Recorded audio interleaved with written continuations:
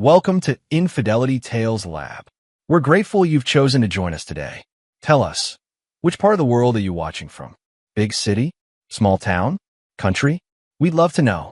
Now, let's dive into today's story. Chapter 1. The Hidden Hand. Victor Nolan stood by the floor-to-ceiling windows of Harmon Industries' 45th floor conference room, watching the sunset paint Manhattan's skyline in amber and gold. To the board members and executives filing out behind him, he was just another mid-level operations consultant, competent but unremarkable. None of them knew that Victor had single-handedly saved their latest acquisition from disaster last month through his network of international contacts, or that 3 patents critical to their flagship product bore his name under a pseudonym. Victor preferred it that way. For 7 years, he had operated in the shadows of Harmon Industries, becoming the company's problem solver while Gerald Harmon took the credit. The arrangement suited Victor perfectly. It gave him time to build his own ventures quietly while drawing a comfortable salary. "Great work on the Jensen merger," said Leo Merritt, tapping Victor's shoulder. Leo was one of the few who recognized Victor's true value to the company. "Gerald seems pleased," Victor replied, watching the CEOs retreating back. "He should be. That presentation you prepared saved us millions in negotiation." Though I noticed Philip was quick to jump in and take credit. Leo's voice carried a note of disapproval. Philip Harmon, Gerald's son and heir apparent, had joined the company just 18 months ago, fresh from business school with an inflated ego and mediocre talent. Victor had mostly avoided direct interaction with him, finding the young man's arrogance exhausting. "Let him," Victor said with a shrug. "Results matter more than recognition." As they walked to the elevator, Leo lowered his voice. "Speaking of Philip, did you hear he's been spending a lot of time with Diana lately? Some charity thing they're both working on." Victor's expression remained neutral, though something cold settled in his chest. "My wife has many projects. I can't keep track of them all."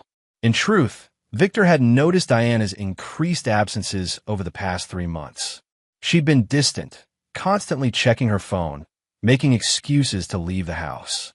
15 years of marriage had taught Victor to read the signs, but he had chosen to wait, observe, and gather information before confronting her. That evening, Victor arrived home to their Upper West Side apartment earlier than usual. The lights were on, but the place was silent. "Diana," he called, setting down his briefcase. No answer. Victor moved through the apartment with practiced quiet. In the bedroom, Diana's laptop sat open on her vanity. She never left it unlocked, except today she had. A rookie mistake. Victor sat down and began to read the open email thread. "Meet me at the usual place. 7 p.m. Philip." Victor didn't feel rage or pain, only a cold, detached curiosity as he scrolled through months of messages between his wife and his boss's son. The affair had been going on for nearly 6 months. What surprised Victor wasn't the betrayal itself, but how careless they'd become. He heard the front door open. "Victor, you're home early." Diana's voice carried a false brightness that now rang hollow to his ears. Victor closed the laptop and turned to face his wife as she entered the bedroom.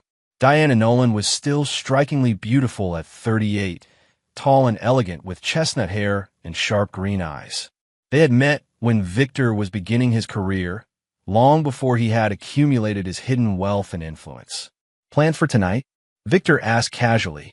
Diana's hand flew instinctively to her neck, a nervous habit she'd never managed to break. "Just dinner with Melissa.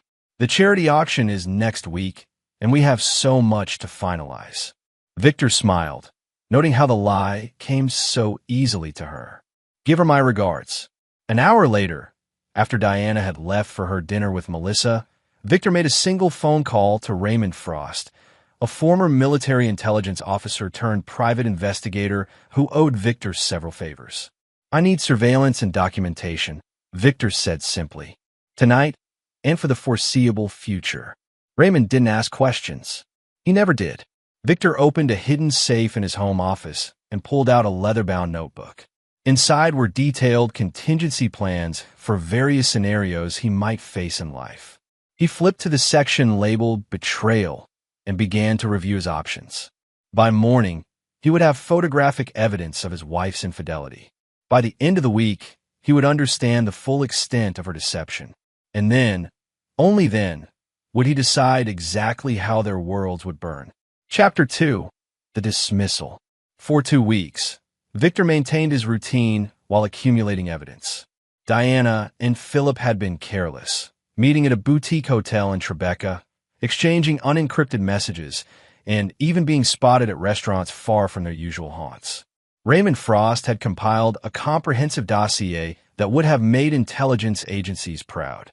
Victor learned that Diana had accessed their joint savings account repeatedly, withdrawing nearly $50,000 over 6 months. Philip had convinced her that with her social connections and his business acumen, they could start their own venture, once they were free of their respective encumbrances. Victor was just one of those encumbrances. On a rainy Tuesday morning, Victor received an email from Human Resources requesting his presence. He knew what was coming before he even entered the sterile conference room, where Philip Harmon sat with Tessa Monroe, the HR director who looked distinctly uncomfortable.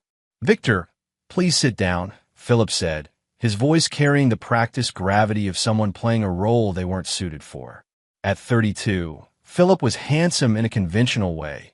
Sandy hair, blue eyes, athletic build maintained by expensive personal trainers. Today he wore a tailored charcoal suit that Victor recognized as costing more than what most Harmon employees made in a month. "We've been conducting a comprehensive review of our operational structure," Philip began, not meeting Victor's eyes. "In the interest of streamlining our organization and optimizing efficiency, we've identified several positions that are redundant." Victor remained silent, watching Philip squirm slightly under his steady gaze. "Your position is being eliminated, effective immediately," Philip continued, gaining confidence from Victor's lack of reaction. "You'll receive 2 months severance, and Tessa will walk you through the exit process." "I see," Victor said, his voice betraying nothing. "Did your father approve this decision?" Philip's jaw tightened. "I don't need my father's approval for routine organizational adjustments. I'm the chief operations officer," a title Gerald had created specifically for his son, with responsibilities that remained ambiguous at best. "Was my performance unsatisfactory?" Victor asked, knowing full well his contributions had been essential to the company's recent successes. "It's not about performance," Philip said, a note of irritation creeping into his voice. "It's about structural optimization. We're moving in a different direction." Victor nodded slowly. "And what happens to the Jensen merger? The sole expansion?" Philip smiled, revealing perfect teeth that suggested extensive cosmetic work. "We have capable teams in place. No one is irreplaceable, Victor." The arrogance in Philip's tone confirmed what Victor already knew. This wasn't business. It was personal. Philip wanted him gone, and Diana had likely helped convince him it was necessary. Victor had seen the text messages suggesting as much. "You're right about that," Victor said, rising to his feet. "No one is irreplaceable." As Victor gathered his few personal items under Tessa's apologetic supervision, he made 3 calls from his personal phone. The first was to Vanessa Dyer, his contact at Morgan Stanley, who handled the financial backing for Harmon's expansion into Asian markets. The second was to Hiro Tanaka in Tokyo, who was leading the technology partnership that Gerald Harmon had been courting for over a year. The third was to Samuel Bishop, whose family's investment firm controlled a significant portion of Harmon Industries' financing. To each, Victor said only, "Hold all forward movement. I'll explain soon." As he was escorted from the building, Victor passed Leo in the hallway. His friend looked shocked. "What the hell happened?" Leo asked, falling into step beside him. "Philip decided I'm not essential," Victor replied calmly. "That's insane. Gerald can't have approved this." "Gerald isn't here. He's in Switzerland for the investor conference, remember?" Leo swore under his breath. "This is Philip's move while the old man is away. It has to be. What are you going to do?" Victor stopped at the elevator and turned to his friend. "I'm going to smile and say good luck. They're going to need it." Leo stared at him for a long moment. "There's something you're not telling me." "There's a lot I haven't told anyone," Victor admitted. "But you'll find out soon enough." As Victor walked out of Harmon Industries for the last time, he felt no anger, no resentment, only a sense of clarity. He had prepared for this contingency, just as he had prepared for many others. The rain had stopped, and the sun was breaking through the clouds as he hailed a cab. "Where to?" the driver asked. "The Waldorf Astoria," Victor replied. It was time to activate the contingency plan he'd been refining for years. By the time Gerald Harmon returned from Switzerland, his son's hasty decision would have set in motion a chain of events that would change everything. Chapter 3: The Revelation. Gerald Harmon's return from Switzerland coincided with the first tremors of disaster. The Korean technology partnership, a deal years in the making, had suddenly gone cold. Morgan Stanley had placed a hold on the financing for the Asian expansion, citing reassessment of market conditions. Most alarmingly, the Bishop family had requested an emergency meeting with the board to discuss their continued investment in Harmon Industries. Gerald Harmon was a man accustomed to control. At 68, he had built his company from a modest manufacturing operation into a global technology and logistics powerhouse. His silver hair and commanding presence had graced the covers of business magazines, and his reputation for shrewd decision-making was legendary. But today, as he stormed through the executive floor of Harmon Tower, he looked less like a titan of industry and more like a man watching his life's work crumble. "Where the hell is Philip?" he demanded of his assistant. "In the conference room with the executive team," she replied, her voice carefully neutral. When Gerald burst into the conference room, the heated discussion fell instantly silent. Philip sat at the head of the table, in Gerald's seat, looking significantly less confident than he had when firing Victor. "What the hell is happening?" Gerald demanded, his voice cutting through the tension. "I've got Samuel Bishop threatening to pull out, Tanaka won't return my calls, and our stock is down 8% since the market opened." Philip stood, adjusting his tie nervously. "Dad, we're handling it. There's been some market volatility, but—" "Don't give me that MBA bullshit," Gerald snapped. "Something specific has spooked our partners. What have you done while I was away?" The room fell silent again. Executive Vice President Margot Wells finally spoke up. "There have been some organizational changes implemented last week." Gerald's eyes narrowed. "What changes?" Philip cleared his throat. "Nothing major. Just some streamlining to improve operational efficiency. We let Victor and Nolan go," Leo said bluntly from his position near the window. Gerald froze. "You did what?" "It was a redundancy elimination," Philip said quickly. His position was critical to everything we're doing in Asia. Gerald exploded. "Victor is the only one Tanaka trusts. He's the one who brought the Bishop family in last year when we needed capital." The color drained from Philip's face. He was just an operations consultant. Gerald laughed, a harsh sound devoid of humor. "Is that what you thought?" He turned to address the entire room. "Victor Nolan has been the architect of our Asian strategy for years. He's the reason we have a foothold in Seoul at all. And you," he turned back to Philip, "fired him without consulting me." "I'm a COO," Philip said defensively. "It was an operational decision." "It was a catastrophic mistake," Gerald countered. "Get him back. Whatever it takes." Philip swallowed hard. "I've tried calling. He's not responding." Gerald's eyes narrowed dangerously. "Where is he?" "We don't know," Margot admitted. "He's not at his apartment. His wife says she hasn't seen him."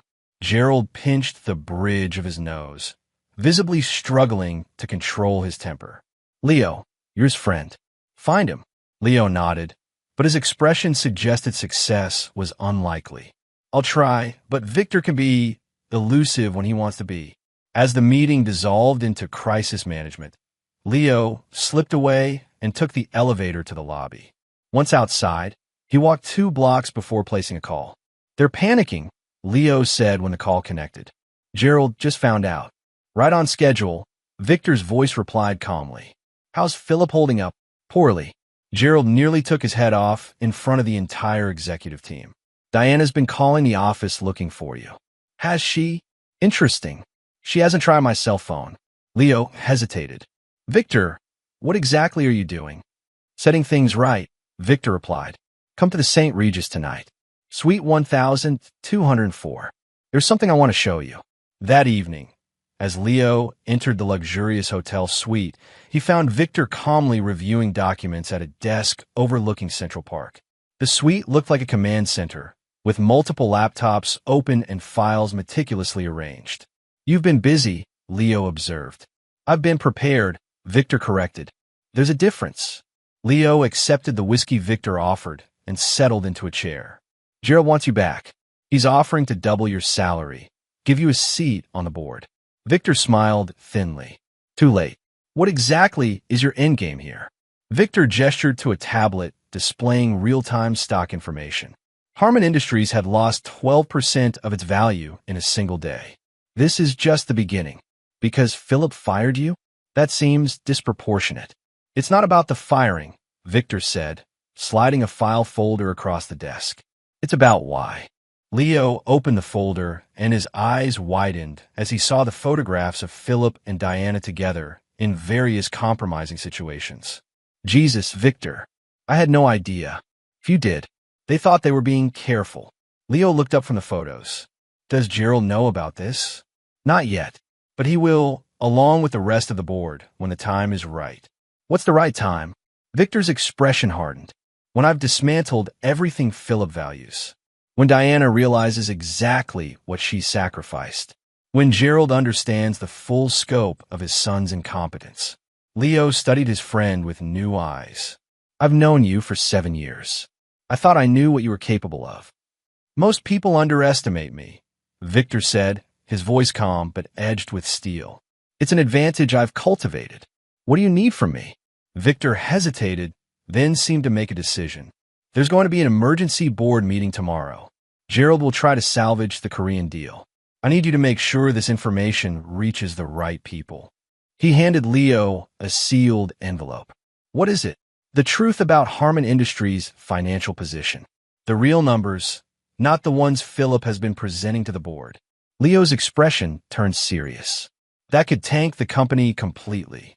"It could," Victor agreed, "unless someone steps in with a solution." "You?" Victor smiled, a predator's smile that never reached his eyes. "Not quite. You'll understand tomorrow." As Leo left the suite, he glanced back to see Victor standing by the window, silhouetted against the city lights, looking like a man who had calculated every move in a complex game. Meanwhile, across town, Diana Nolan sat in her darkened living room, staring at her phone. Victor had vanished without a trace. Their joint accounts had been frozen, and her calls to Philip had gone straight to voicemail since his disastrous meeting with Gerald. For the first time, Diana felt a cold flutter of fear as she realized she might have gravely underestimated her husband. Chapter 4. The Revelation. The emergency board meeting of Harman Industries began in chaos and descended from there. Samuel Bishop, patriarchal head of Bishop Investment Group, sat stone-faced as Gerald Harman attempted to reassure the board that the Korean technology partnership could be salvaged. "Hiro Tanaka has agreed to take my call tomorrow," Gerald said, his confidence clearly forced. "I believe we can get things back on track." "That's not what my sources tell me," Samuel replied, his weathered face impassive. "I'm hearing that Tanaka Industries has already entered preliminary discussions with Westridge Tech." A murmur rippled through the board members. Westridge was Harman's most aggressive competitor. "That's impossible," Philip interjected. "We have exclusivity agreements in place." Samuel Bishop fixed Philip with a cold stare. Those agreements were contingent on the personal involvement of specific individuals. Individuals who are no longer with the company, thanks to your streamlining. Before Philip could respond, the boardroom door opened and Leo Merritt entered, apologizing for his tardiness.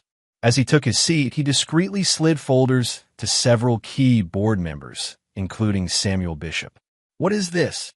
Gerald demanded as Samuel opened his folder. The old investor's eyebrows rose as he scanned the contents. "It appears to be an accurate financial assessment of Harman Industries, significantly different from the reports we've been receiving." Philip blanched. "That's confidential internal information. Where did this come from?" All eyes turned to Leo, who simply shrugged. "I'm just the messenger." Samuel Bishop rose slowly to his feet. "Gerald, we've done business for 30 years. I've trusted your judgment, Even when I questioned your decision to install your son in a position he clearly wasn't ready for. He held up the financial report. But this level of misrepresentation crosses a line.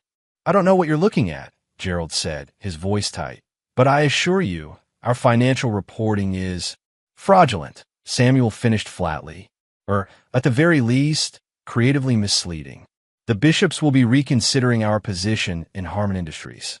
As if on cue, phones around the table began to buzz with notifications. The company's stock had dropped another 15% in the first hour of trading. This is absurd, Phillips sputtered. We can explain the discrepancies. It's simply a matter of accounting methodology. Samuel Bishop's laugh was devoid of humor. Son, I was analyzing balance sheets before you were born. This isn't methodology. This is deception. He turned to Gerald. You have until the end of the week to present a viable recovery plan, or we pull our financing. As the meeting dissolved into heated arguments, Leo slipped out and placed a call from the hallway. It's done, he said quietly. Bishop dropped your bomb exactly as you predicted. Perfect, Victor replied. Phase 1 complete. Are you ready for Phase 2? Just tell me what you need. Across town, Diana Nolan was growing desperate. Her credit cards had been declined at Bergdorf Goodman, a humiliation she hadn't experienced since college. The apartment's utilities had been mysteriously transferred out of their joint name, and her key card no longer worked at her fitness club. Where a phone rang displaying Philip's number, she snatched it up. Finally, where have you been? Damage control. Philip's voice was tight with stress. Your husband has apparently decided to burn everything down on his way out. What do you mean? I mean he's systematically destroying Harmon Industries. The company's lost nearly 30% of its value in 2 days. My father is on the verge of a coronary, and the board is talking about emergency leadership changes. Diana felt her stomach tighten. But how could Victor do any of that? He was just a consultant. Philip's bitter laugh echoed through the phone. Apparently not. According to my father, Victor has been the hidden genius behind half our major initiatives for years. He has relationships with our investors, our partners, relationships I knew nothing about. That's impossible, Diana whispered, though a cold feeling was spreading through her chest. Victor never mentioned any of this. Well, he certainly didn't mention it to me before I fired him, Philip snapped. Did you know he speaks fluent Korean? That he personally negotiated the technology transfer agreements with Tanaka? That he's been to Seoul 12 times in the past 3 years? Diana sank onto the couch, her mind racing. The business trips Victor had taken, the late-night calls he claimed were to international offices, the casual way he'd mentioned meeting with overseas executives, she had never paid attention, too absorbed in her social life, and, recently, her affair with Philip. We need to find him, she said finally. Make him stop whatever he's doing. Don't you think I've tried? He's disappeared. My father's offering him anything he wants to come back, but he won't even take the calls. What about us? Diana asked, her voice small. What happens to our plans? Philip's silence told her everything she needed to know. Philip, I need to focus on saving the company right now, he said finally. My father is talking about removing me as COO. Everything's falling apart. So, you're abandoning me? Diana felt panic rising. After I risked everything, I'm not abandoning you, Philip said, but his tone lacked conviction. I just need time to fix this mess. We can't be seen together right now, anyway. It would only make things worse if people knew about us. After Philip hung up, Diana sat in stunned silence. The life she had so carefully planned, divorcing Victor, starting fresh with Philip, launching their new venture with the money she'd been siphoning from their accounts, was evaporating before her eyes. Her phone chimed with a text message from an unknown number. Plaza Hotel, Oak Room Bar, 8 p.m. Come alone if you want answers. V. Diana stared at the message, her heart pounding. After 7 days of silence, Victor was finally reaching out, but on his terms, not hers. At precisely 8 p.m., Diana entered the Oak Room Bar at the Plaza Hotel, scanning the dimly lit space for her husband. She spotted him at a corner table, looking remarkably composed in a tailored suit she didn't recognize. As she approached, she noticed the subtle changes in his appearance, his posture more commanding, his expression unreadable. Hello, Diana, Victor said, not rising as she took the seat across from him. You look tired. Where have you been? She demanded, struggling to keep her voice steady. Why haven't you answered my calls? I've been busy, he replied, taking a sip of his whiskey. Reorganizing, much like what Philip did at Harmon Industries. Victor, I don't know what you think is happening, but please, he interrupted, his voice soft but with an edge that made her flinch. Let's not insult each other with lies. I know about your affair with Philip. I know about the money you've been stealing from our accounts. I know about your plans to leave once you'd secured your position through Philip's new venture. Diana felt the blood drain from her face. Ow! Victor smiled thinly. I've always been more observant than you gave me credit for. Is that why you're destroying Harmon Industries? Some kind of twisted revenge?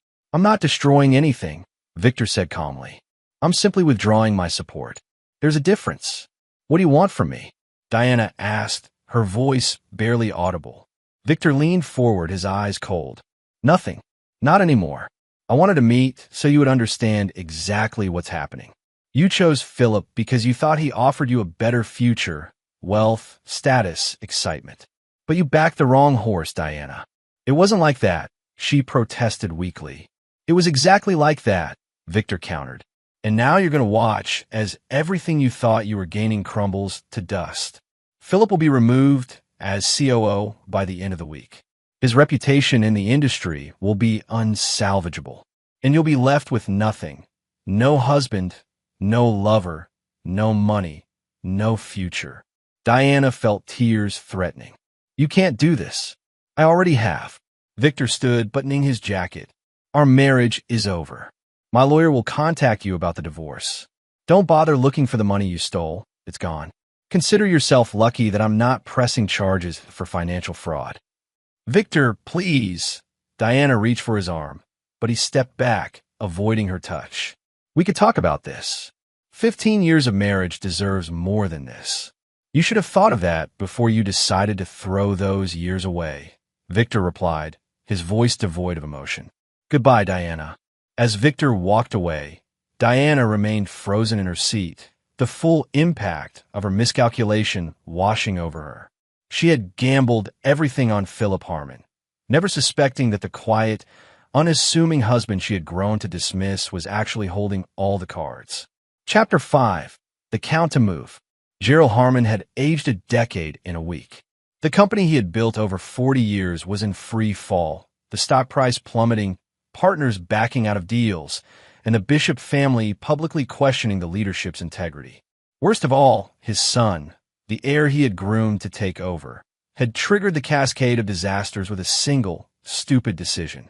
Tell me again why you fired Victor Nolan, Gerald demanded, pacing his office while Philip sat miserably in a visitor's chair. I told you. It was a restructuring decision, Philip insisted, though his confidence had evaporated days ago. We needed to streamline operations. Bullshit, Gerald snapped. Leo Merritt says you've had it in for Victor for months. Said you felt threatened by him. Philip shifted uncomfortably. That's ridiculous. Why would I feel threatened by a mid-level consultant? Gerald stopped pacing and fixed his son with a hard stare. Because you knew he was more than that. Because despite my efforts to shield you, you realized Victor was the real brains behind our recent successes. Dad, that's not. Or was it something else? Gerald interrupted, his voice dangerously soft. Something more personal?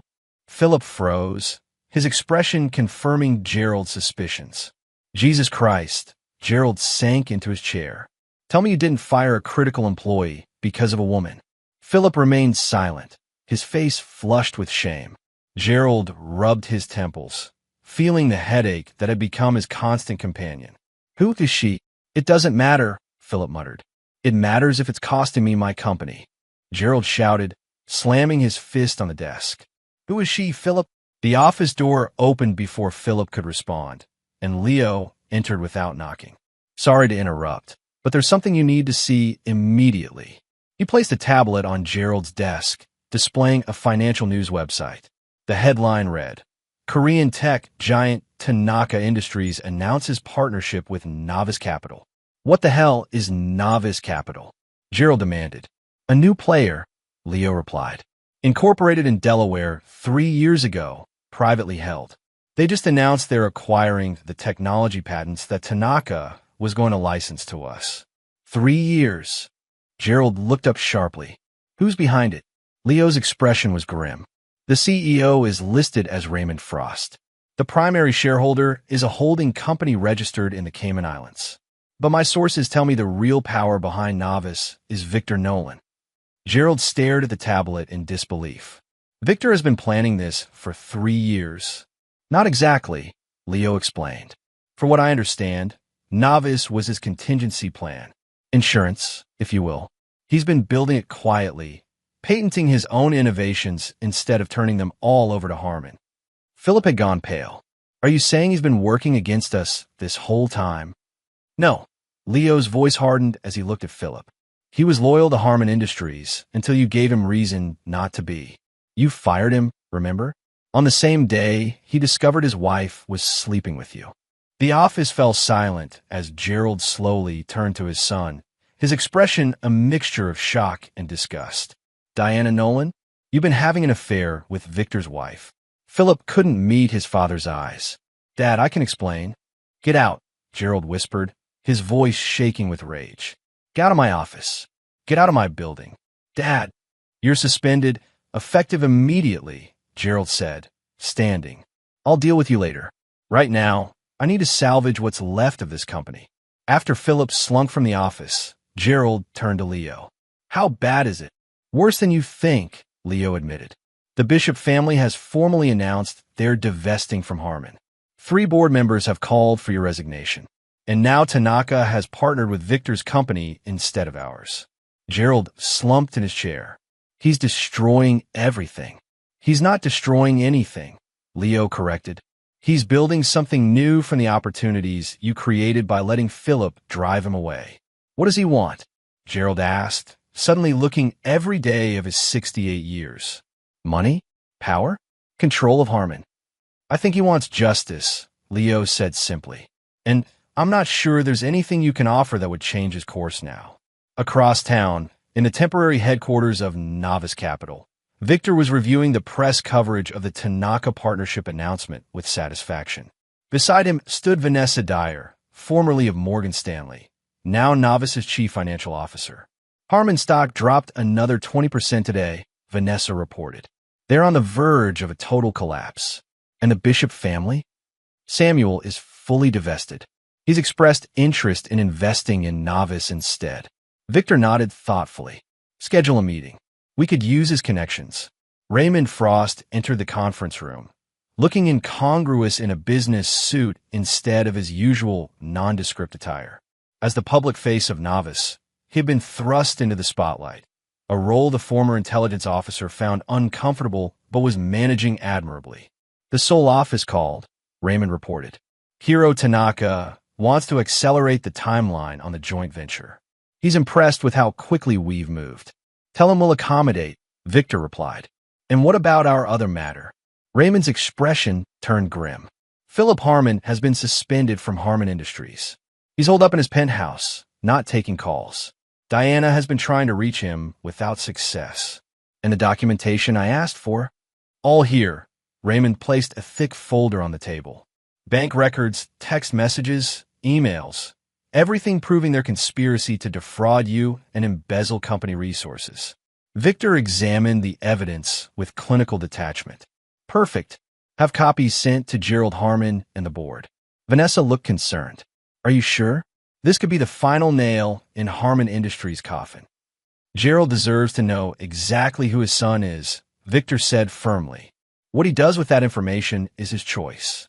As his team dispersed to execute his instructions, Victor moved to the window overlooking the city. In just 10 days, he had transformed from an overlooked consultant to the architect of a new corporate power. Novice Capital was emerging from the shadows, built on the relationships and innovations he had cultivated for years while working in Gerald Harmon's shadow. His phone rang, a number he recognized immediately. Hello, Gerald, he answered calmly. I've been expecting your call. What will it take? Gerald's voice was weary, defeated. Name your price. You assume this is about money, Victor replied. isn't everything in the end. Not for me. Victor's voice hardened. This is about respect, recognition, justice. I always respected you, Gerald protested. You were vital to Harmon. Yet you allowed your son to fire me without consultation. You let him take credit for my work for years. Gerald sighed heavily. I was wrong. I admit that. But don't punish the entire company, hundreds of innocent employees, for my mistakes. I'm not punishing anyone, Victor said coolly. I'm competing. That's business, Gerald. You taught me that. What if I offered you control? A merger between Harmon and Novice, with you as CEO? Victor laughed softly. Too late. I already have everything I need. Then why take this call at all? Gerald asked, frustration evident in his voice. Victor paused, considering the question. Because despite everything, I respected you once. You built something impressive, Gerald. It's a shame your blind spot for Philip destroyed it. He's my son, Gerald said simply. Yes, Victor agreed. That was always his only qualification. After ending the call, Victor returned to the conference table where a stack of documents awaited his signature. The future of Novice Capital was unfolding exactly as he had planned, rising from the ashes of his former life. Meanwhile, Diana Nolan sat alone in an empty apartment, staring at an eviction notice. Her calls to Philip remained unanswered, her credit cards were maxed out, and the reality of her new circumstances was finally sinking in. She had gambled everything on Philip Harmon and lost spectacularly. Her phone rang, a familiar number that she had been calling without success for days. Philip, she answered desperately. Thank God. I've been trying to reach you. It's over, Diana. Philip's voice was cold, distant. My father knows everything. I've been suspended. The company is imploding. What are we going to do? She asked, panic rising in her voice. We? Philip laughed bitterly. There is no we anymore. I'm trying to salvage what's left of my career. But we had plans, Diana protested. The new venture, the future we talked about. Wake up, Diana, Philip snapped. Those plans depended on my position at Harmon, which is gone now, thanks to your husband. He was never supposed to find out, Diana whispered. Well, he did, and he's systematically destroyed everything.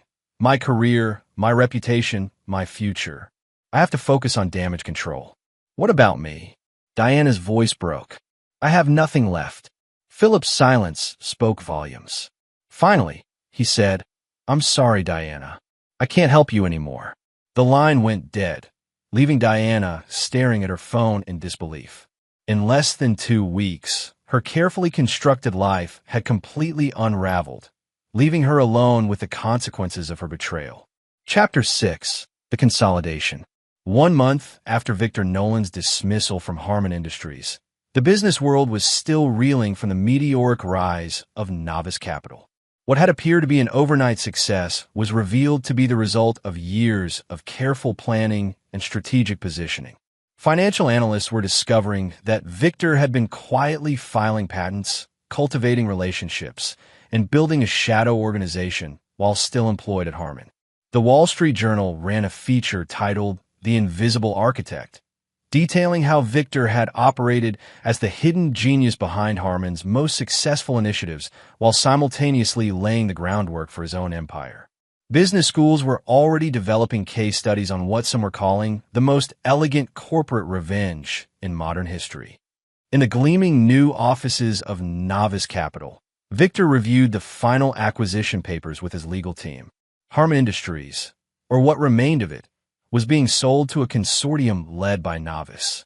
The once mighty corporation had been reduced to a shell of its former self, its stock price decimated, its major partners defected, its leadership in disarray. The board has approved the terms, Victor's general counsel confirmed. Gerald Harmon has agreed to step down as CEO, effective immediately. And Philip, Victor asked, resigned 3 weeks ago. According to our sources, he's left the country, possibly Singapore or Malaysia. Victor nodded, unsurprised. Philip had always been a coward at heart, running from consequences rather than facing them. What about the employees? Victor asked. As instructed, all rank-and-file employees will be offered positions with novice or generous severance packages. The executive team, however, We'll need to reapply if they want to stay, Victor finished. With the exception of Leo Merritt, who becomes our new chief strategy officer. Leo, who had been reviewing documents nearby, looked up with a smile, already accepting the position before offering it. Was there any doubt? Victor replied. As the legal team departed, Leo poured 2 glasses of scotch and handed one to Victor. To success, he said, raising his glass. Victor clinked glasses but didn't drink immediately. It doesn't feel like success yet. You've accomplished everything you set out to do, Leo pointed out. Harmon is yours. Philip is disgraced and on the run. Gerald has been humbled. What more could you want? Closure, Victor said simply. Leo studied his friend carefully. And Diana? Have you heard from her? My lawyer has. She's contesting the divorce terms. After everything she did, Victor's expression hardened. She never understood who I really was. Even now, she thinks she can manipulate the situation. Will she get anything? The law entitles her to certain considerations, Victor acknowledged, but nothing close to what she expected. Leo hesitated, then asked the question that had been on his mind for weeks. Was any of it real? Your marriage? Victor stared into his glass, momentarily lost in thought. I loved her once, or thought I did. Perhaps I was just in love with the idea of a normal life. The successful executive, the beautiful wife, the perfect home. And now I see it for what it was, a cover story, a distraction from what I was really building. Leo nodded thoughtfully. And Gerald? Will you meet with him before the acquisition is finalized? Yes, Victor said, his expression unreadable. He's requested a private meeting tomorrow. One last conversation before the torch passes officially. The following day, Victor arrived at Gerald Harmon's penthouse overlooking Central Park. The once imposing business titan looked diminished somehow, sitting in his leather chair with a tumbler of bourbon at 10 in the morning. Victor, Gerald nodded in greeting. Thank you for coming. You said it was important, Victor replied, remaining standing. Gerald gestured to a chair. Please, this won't take long. Victor sat, his posture relaxed but alert. I wanted to see you face to face, Gerald began, before the acquisition is complete. To understand something. What's that? Was this always your plan? To take everything from me? Victor considered the question carefully. No, my plan was to work for you, learn from you, and eventually build something of my own. Taking Harmon was never the objective. Then why? Because your son made it personal, Victor said simply. He crossed a line that couldn't be uncrossed. Gerald nodded slowly. Philip has always been impulsive, entitled. I spoiled him after his mother died. Tried to give him everything, including a company he couldn't run. Gerald didn't deny it. I wanted to believe he could grow into the role. That belief cost you everything. Not everything, Gerald corrected. I still have my name, my reputation damaged as it is. And I still have the knowledge that I built something significant, even if I couldn't sustain it. Victor inclined his head, acknowledging the point. What will you do with Harmon? Gerald asked. Dismantle it completely? No, Victor replied. The acquisition isn't about destruction. It's about integration. Harmon built the foundation. Novice will build the future. Gerald studied him for a long moment. You know, in many ways, you're the son I wish I'd had. Victor's expression remained impassive. We both know that's not true. You always chose Philip, regardless of his failings. Because he was my blood, Gerald admitted. My legacy. Some legacies aren't worth preserving. Gerald flinched at the harshness of the statement, but didn't argue. What will happen to him now? That depends on Philip, Victor said coolly. If he stays gone, nothing. If he returns and keeps his distance, nothing. If he attempts to interfere with my business or my life in any way. He left the threat unspoken. Gerald nodded, understanding the terms. And Diana? She made her choice. Victor's voice hardened. She chose poorly. Marriages end every day, Gerald observed. Was all this really necessary because my son had an affair with your wife?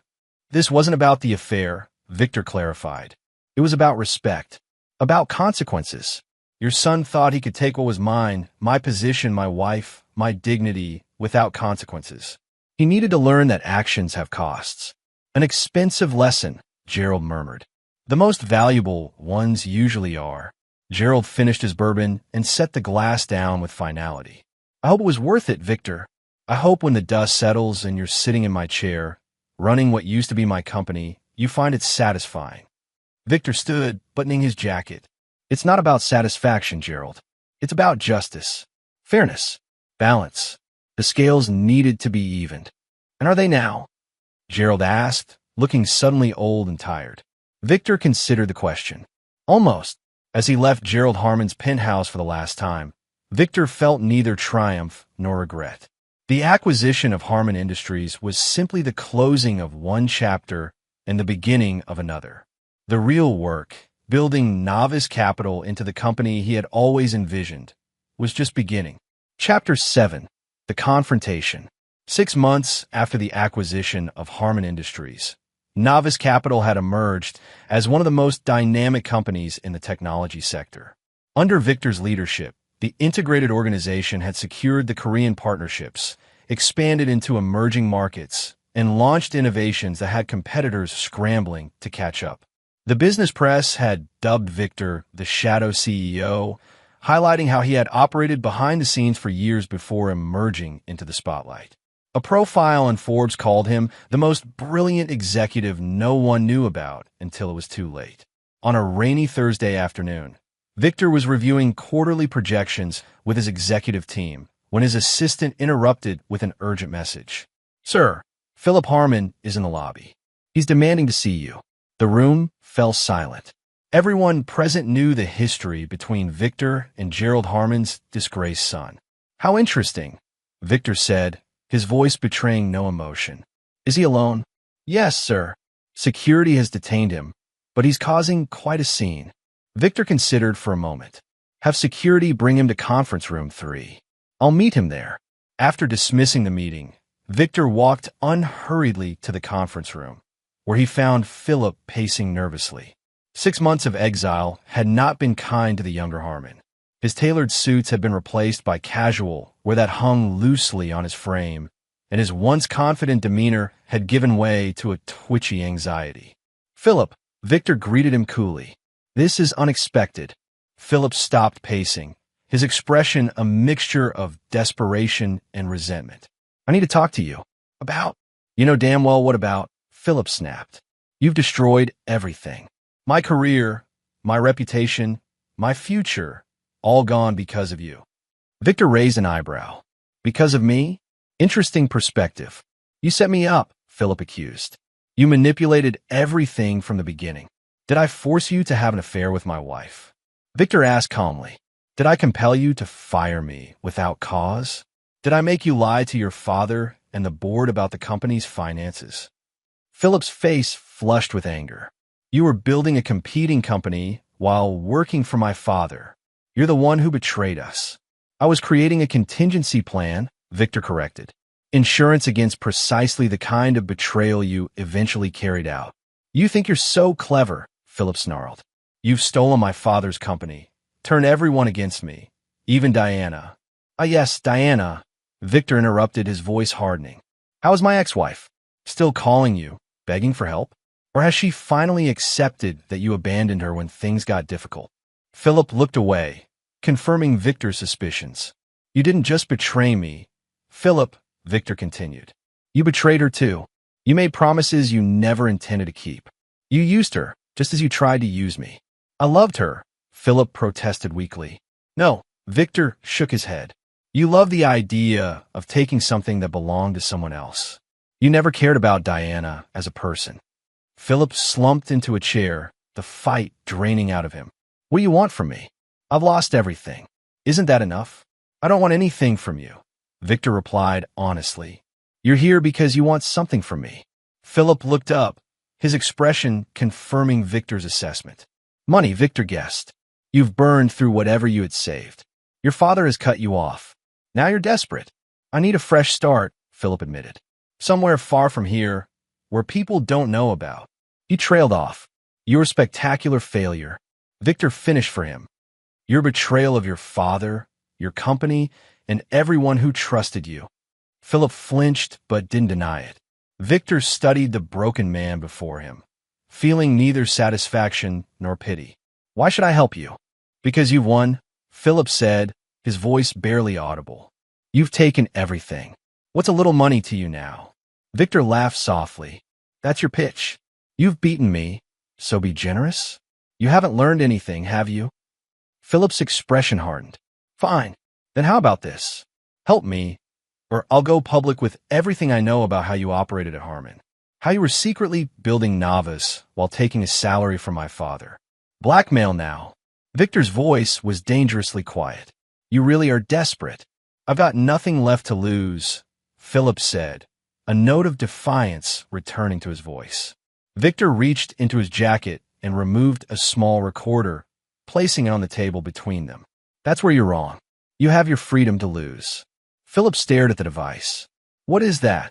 Evidence, Victor replied simply, of conspiracy, corporate espionage, fraud, and embezzlement. Your conversations with Diana planning to steal company resources. Your attempts to access protected intellectual property. I've had it all documented for months. The color drained from Philip's face.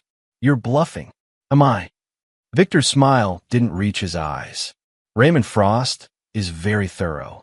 Former intelligence officer, you know. He has a talent for surveillance. Philip swallowed hard. What are you going to do? That depends on you, Victor said, leaning forward. Walk away now. Leave New York. Never contact me, Diana, or anyone associated with Navas Capital again. Do that, and these recordings remain private. And if I don't, then the FBI receives evidence of multiple federal crimes committed by Philip Harmon. I imagine they'd be very interested, given the scale of financial losses involved. Philip stared at Victor, finally seeing him clearly for perhaps the first time, not as the unassuming consultant he'd dismissed, but as the calculating strategist who had orchestrated his downfall with precision. You've been planning this all along, Philip whispered. No, Victor corrected. I prepared for it. There's a difference. Philip stood on shaky legs. This isn't over. It is, Victor stated firmly. Unless you want to spend the next decade in federal prison. Make your choice. After Philip had been escorted from the building, Leo found Victor standing by the window of his office, looking out at the Manhattan skyline. Philip Harmon paid you a visit, Leo observed. Anything I should be concerned about? No, Victor replied. He won't be a problem anymore. Leo studied his friend carefully. Did that give you what you needed? The confrontation? Victor turned from the window. Partially. There's still one conversation left to have. Diana. Victor nodded. She's been trying to delay the divorce proceedings, using every legal maneuver her new attorney can think of. Why bother? Leo asked. The prenuptial agreement is solid. It's not about money anymore, Victor explained. It's about control. She can't accept that she miscalculated so completely. Will you meet with her? Victor checked his watch. In an hour.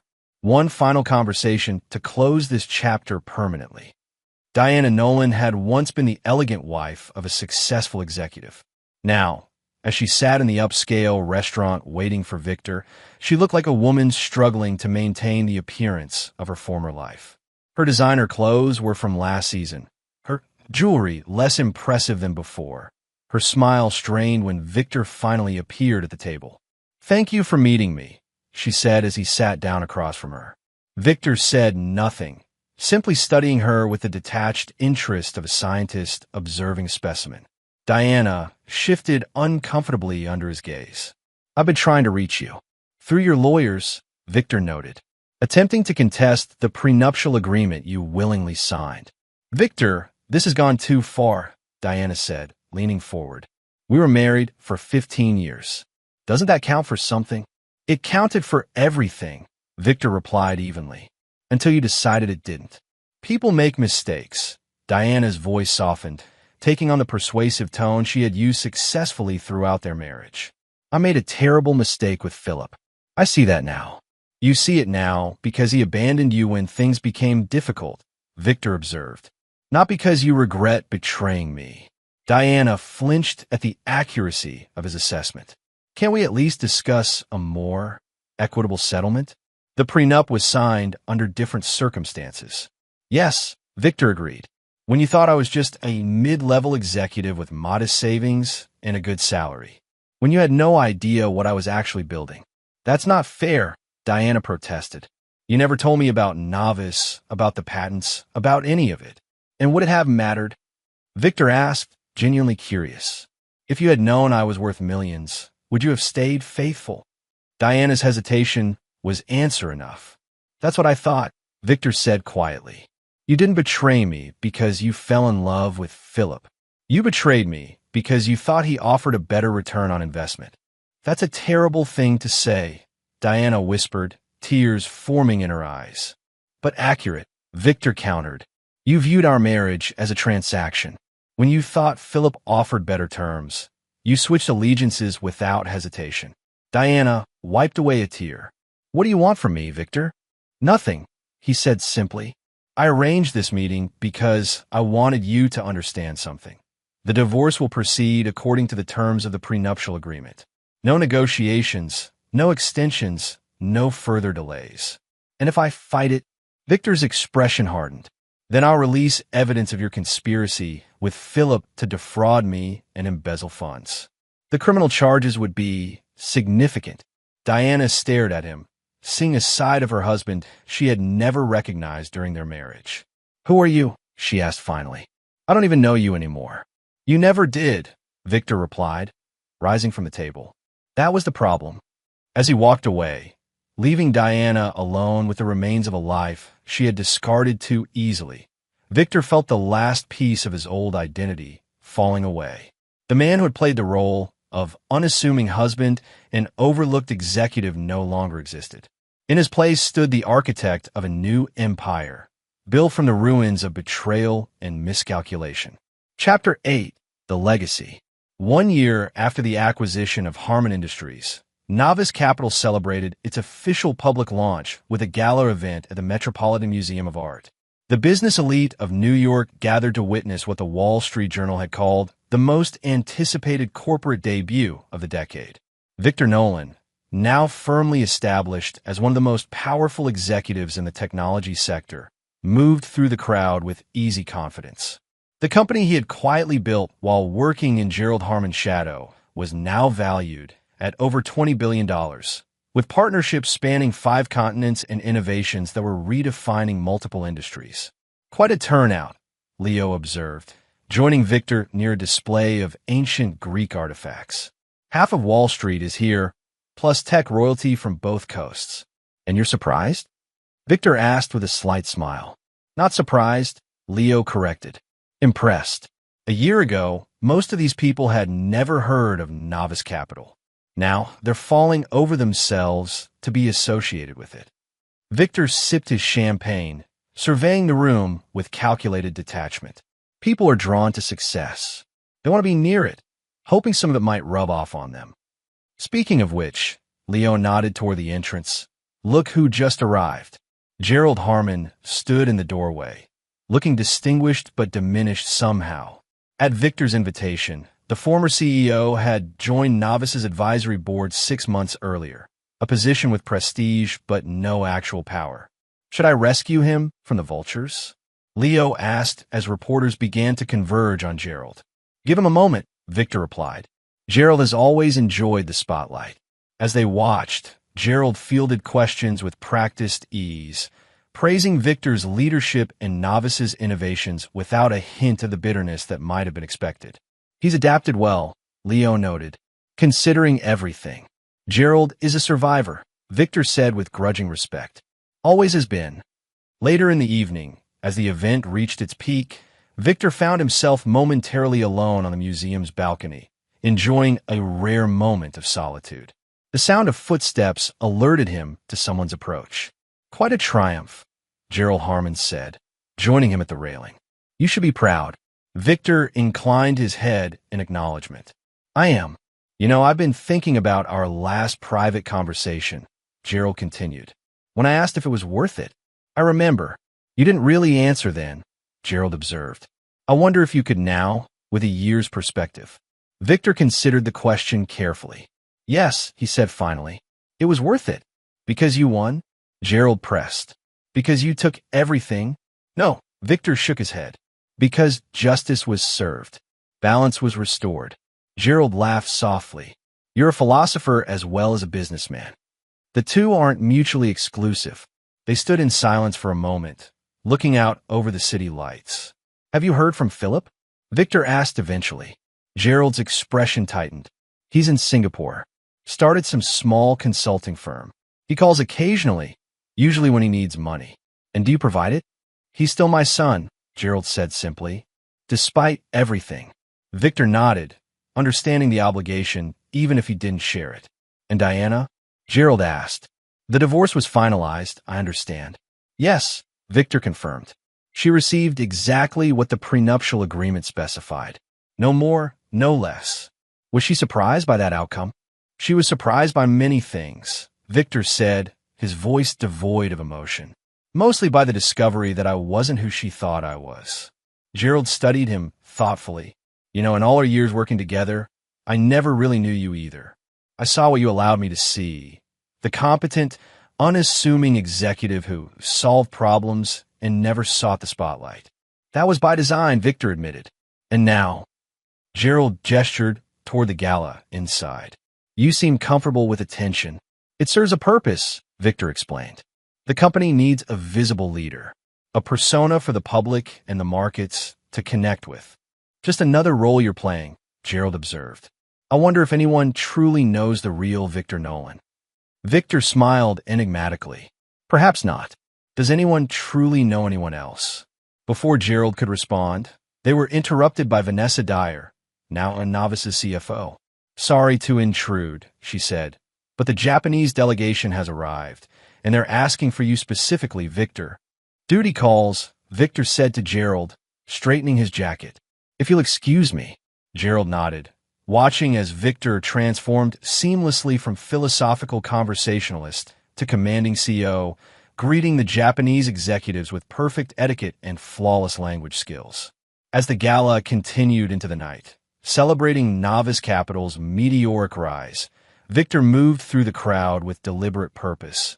Every interaction carefully calculated to strengthen his company's position.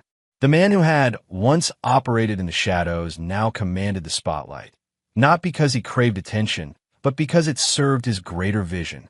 Later that night, long after the last guest had departed, Victor returned to his penthouse overlooking Central Park.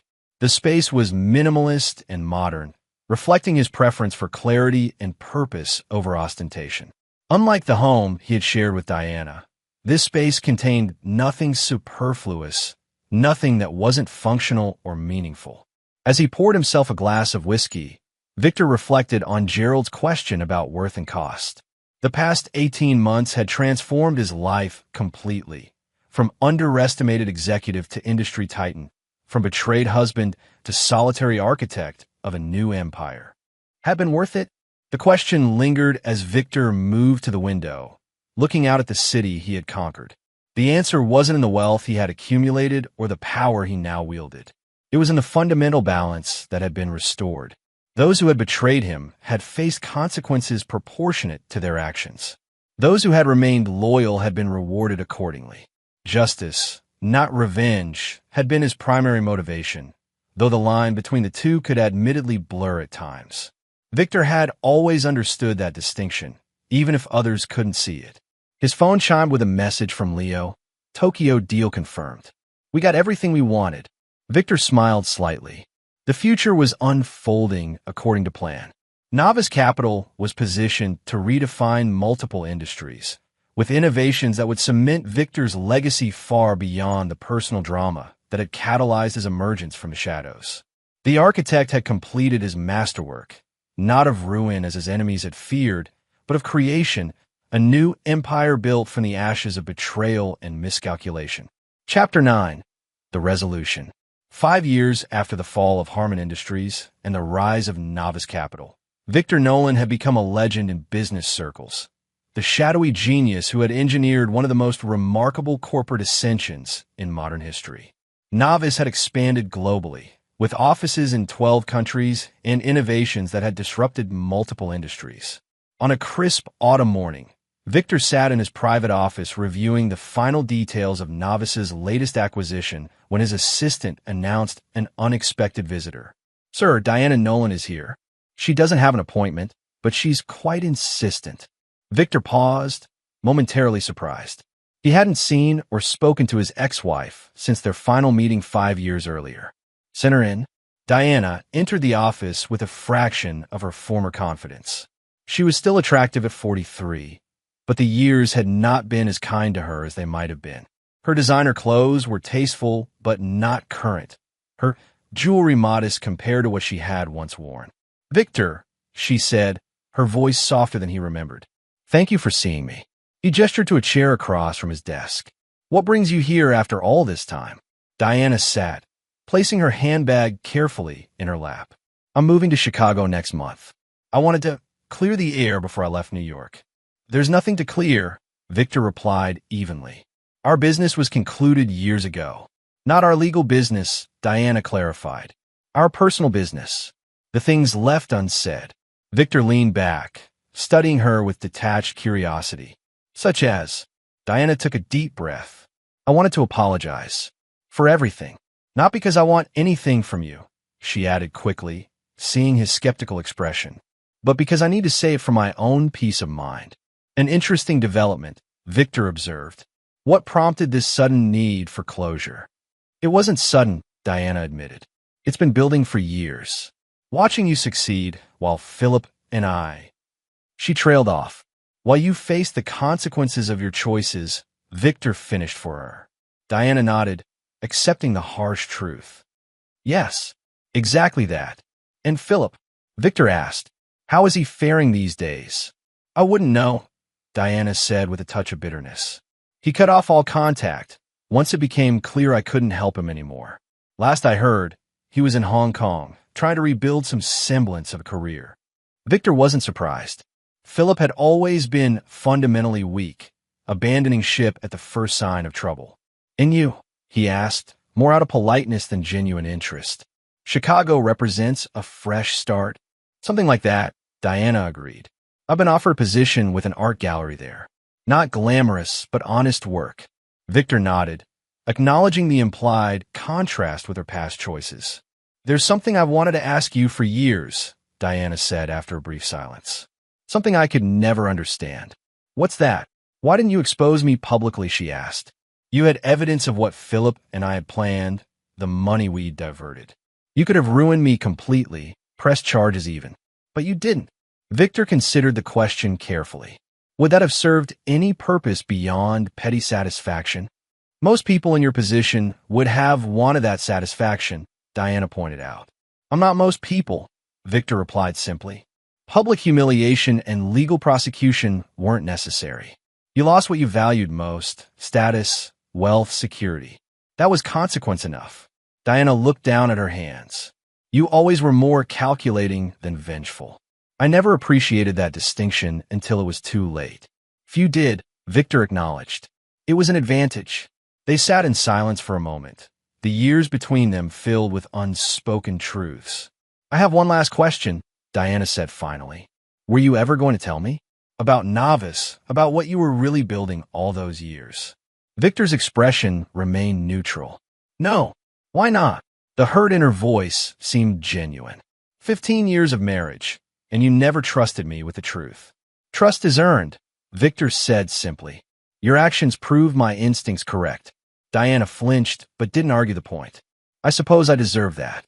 "It wasn't about deserving," Victor clarified. "It was about recognizing reality. You married the man you thought I was, the reliable, moderately successful executive who would provide you with the lifestyle you wanted. You never showed interest in who I actually was." The brutal accuracy of his assessment left Diana momentarily speechless. "I should go," she said finally, rising from her chair. "Thank you for seeing me. I know you didn't have to." Victor stood as well. "I wish you well in Chicago, Diana. I hope you find what you're looking for." She paused at the door, turning back with a sad smile. "You know what's ironic? I could have had everything if I'd just been patient. If I just appreciated what was right in front of me all along." "Perhaps," Victor acknowledged. "But we'll never know." After Diana left, Victor returned to his work, the brief interruption from his past barely disrupting his focus. 5 years had dulled whatever emotional connection might have remained, leaving only clinical observations and philosophical reflections. Later that evening, Victor attended a charity gala where he was receiving an award for novices' humanitarian initiatives. As he delivered his acceptance speech, he noticed Gerald Harmon in the audience, now fully retired but still a respected figure in certain circles. After the formalities, Gerald approached him at the bar. "Impressive speech. You've become quite the public figure." "When necessary," Victor replied, accepting a glass of scotch from the bartender. "I saw Diana today," Gerald mentioned casually. "She said she came to see you." Victor raised an eyebrow. "You're still in touch with my ex-wife?" "Occasionally," Gerald admitted. "She checks on Philip through me sometimes." "Old habits. And how is your son?" Victor asked, his tone neutral. Gerald sighed, struggling. Some lessons take longer to learn than others. They stood in comfortable silence for a moment. Two men who had once been adversaries, but had reached a kind of understanding over the years. "You know what I could never figure out?" Gerald said eventually. "Whether you planned all of this from the beginning, or if you were just exceptionally prepared when opportunity presented itself." Victor smiled slightly. "Does it matter?" "I suppose not," Gerald conceded. "The result is the same either way." As the evening progressed, Victor moved through the crowd with practiced ease, fulfilling his obligations as Novice's founder and CEO. To the outside world, he appeared the consummate business leader, confident, articulate, visionary.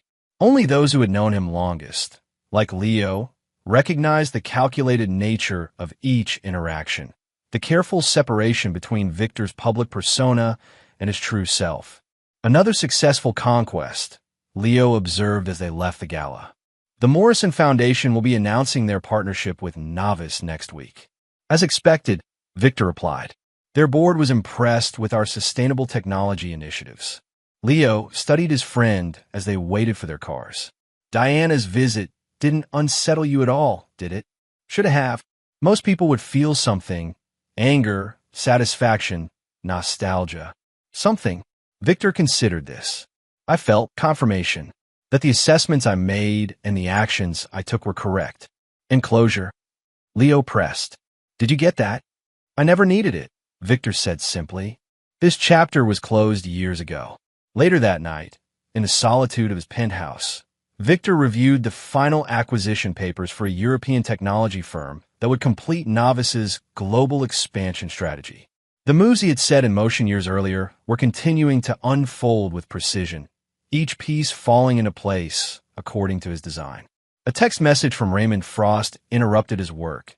PH attempting to secure funding in Hong Kong for new venture, using your name as leverage with potential investors.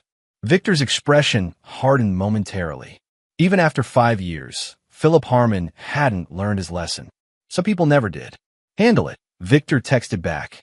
Quietly, he returned to his work without further thought. Philip's desperate attempts at relevance were beneath his concern now, a minor irritation to be dealt with efficiently and then forgotten.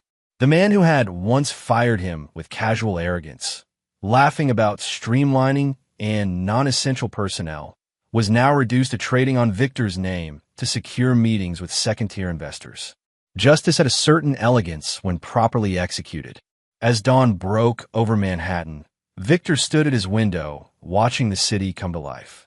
The empire he had built from the ruins of betrayal now stretched across continents, employing thousands and transforming industries. What had begun as a contingency plan, protection against the very betrayal that had eventually come, had evolved into something far greater than mere revenge. In the end, Victor reflected, that was the fundamental difference between him and those who had underestimated him. Philip, Diana, even Gerald in his way. They had all been reactive, responding to immediate desires and threats without seeing the larger pattern. Victor had always looked further ahead, planning not just for the next move, but for dozens of potential scenarios. The phone on his desk chimed with a reminder. The quarterly board meeting would begin in an hour. Victor turned from the window, leaving behind reflections on the past. The architect had completed his work of ruin and rebirth. What remained now was to build the future, one calculated move at a time. In the boardroom, surrounded by the leadership team he had carefully selected, Victor presented the company's 5-year strategic plan, a vision so ambitious it would have seemed impossible from anyone else. But Victor Nolan had long since proven that the impossible was merely a challenge to be methodically dismantled and reconstructed according to his design. "Questions?" he asked after concluding the presentation. The room remained silent, the board members still processing the scope of his vision. "Then let's begin," Victor said, his voice carrying the quiet authority of a man who had faced betrayal, calculated his response, and emerged victorious. Not through luck or circumstance, but through meticulous planning and ruthless execution. The architect of ruin had become the architect of empire, leaving behind the ashes of those who had dared to betray him, never looking back, never forgiving, never forgetting. And there you have it. Another story comes to an end. What did you think? I'd love to hear your thoughts in the comments below. If you enjoy this story, consider joining our community by subscribing. It means the world to us. For more stories like this one, check out the recommended videos on screen. And I'll see you there. Welcome back to another story on Infidelity Tales Lab. Before we begin, tell us, where in the world are you watching from? Now, let's dive into today's story. Chapter 1. The Life Before. Staff Sergeant Gordon Ruiz had always been a man of principle. At 34, he'd spent 12 years in the Army Rangers, with 3 deployments under his belt and a chest full of commendations that spoke to his courage and tactical brilliance. But none of that mattered as much as the photo he kept in his breast pocket, his wife Desiree and their 8-year-old son Ryan at last year's baseball game, both wearing his Rangers jersey with proud smiles. The marriage had been strong for 10 years. Desiree, a nurse at the local VA hospital, understood the demands of military life better than most. She'd met Gordon when he was recovering from shrapnel wounds in Afghanistan, and their connection had been immediate and deep. Ryan was Gordon's world, a bright kid who played Little League and collected military action figures, always asking when Daddy would come home. This deployment in Iraq had been different. Longer, more dangerous. Gordon led a specialized reconnaissance unit that gathered intelligence on insurgent movements near the Syrian border. The work was crucial but isolating, with weeks spent in forward operating bases where the only connection to home came through grainy video calls and carefully worded emails that passed military censors. The last call with Desiree had been 3 weeks ago. She'd seemed distant, distracted. When he'd asked about Ryan's game, she'd given short answers. When he'd said he missed her, she'd looked away from the camera. Gordon had attributed it to the stress of single parenting, the loneliness that came with loving a soldier. He'd promised the deployment would end soon. His brother Frank, a mechanic back in Fort Collins, Colorado, had been his lifeline home. Frank would send updates about Ryan's school performances, neighborhood news, anything to keep Gordon connected to the life waiting for him. Frank had always been protective of Gordon's family, treating Desiree like a sister and Ryan like his own son. Gordon's reputation in his unit was legendary. Sergeant David Dawson, a grizzled 20-year veteran, often told new recruits that Gordon Ruiz could plan an operation better than most officers and execute it better than anyone. His men trusted him implicitly because Gordon never asked them to do anything he wouldn't do himself, and he never left a man behind. The Rangers had taught Gordon patience, precision, and the value of overwhelming preparation. Whether it was a night raid on a weapons cache or protecting a convoy through hostile territory, Gordon approached every mission with the same methodical thoroughness. He studied his enemies, learned their weaknesses, and struck when they least expected it. In the quiet moments between operations, Gordon would write letters to Ryan that he'd never send, teaching him about honor, courage, and standing up for what's right. He'd imagined teaching his son to drive, to throw a curveball, to be the kind of man who protected others instead of preying on them. The desert had a way of stripping away everything but what mattered most. And what mattered most to Gordon Ruiz was getting home to his family. Chapter 2. The Call. The satellite phone crackled to life at 0347 hours local time. Gordon was reviewing intelligence reports in his makeshift command center when his communications specialist approached with an expression that made Gordon's blood run cold. "Sergeant Ruiz, sir. Priority call from CONUS. Your brother." Frank's voice came through distorted by distance and encrypted channels, but the urgency was unmistakable. "Gordon, you need to sit down for this." "What happened?"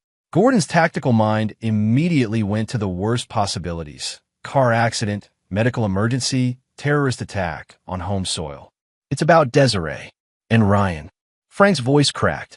She's been seeing someone. A cop named Craig Green." "And Gordon?" Frank paused, struggling with the words. "This bastard tossed Ryan multiple times. Said it was a game, but the kid's in the hospital." The words hit Gordon like incoming artillery. The satellite phone felt suddenly heavy in his hands. "What do you mean tossed him?" "Ryan called me crying yesterday. Said Desiree's new boyfriend brought his police gear home. Wanted to show the kid how it works. The sick freak used Ryan like a training dummy. Tossed him in the back in the arms. When Ryan screamed and tried to run, Green laughed and did it again." Gordon's vision tunneled. In the background of the call, he could hear crying, his son's voice, weak and scared. "Daddy, when are you coming home?" "He hurt me, Daddy. He hurt me, and Mommy didn't stop him." The phone slipped from Gordon's trembling hands. 12 years of military discipline, of controlled responses and measured reactions, evaporated in an instant. The command center walls seemed to close in as rage unlike anything he'd felt in combat coursed through him. Sergeant Dawson appeared at his side, having overheard enough to understand. The older man's face was grim. "Son, what do you need?" "I need to go home. Now." "That's not how this works, Ruiz. You know the procedures for emergency leave."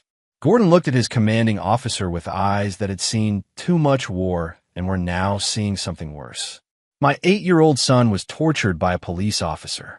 My wife stood by and let it happen. I'm going home, Sergeant, with or without permission." Dawson studied the younger man for a long moment. He'd seen Gordon face down enemy fire without flinching, lead successful operations under impossible odds, and maintain his composure when lesser men broke.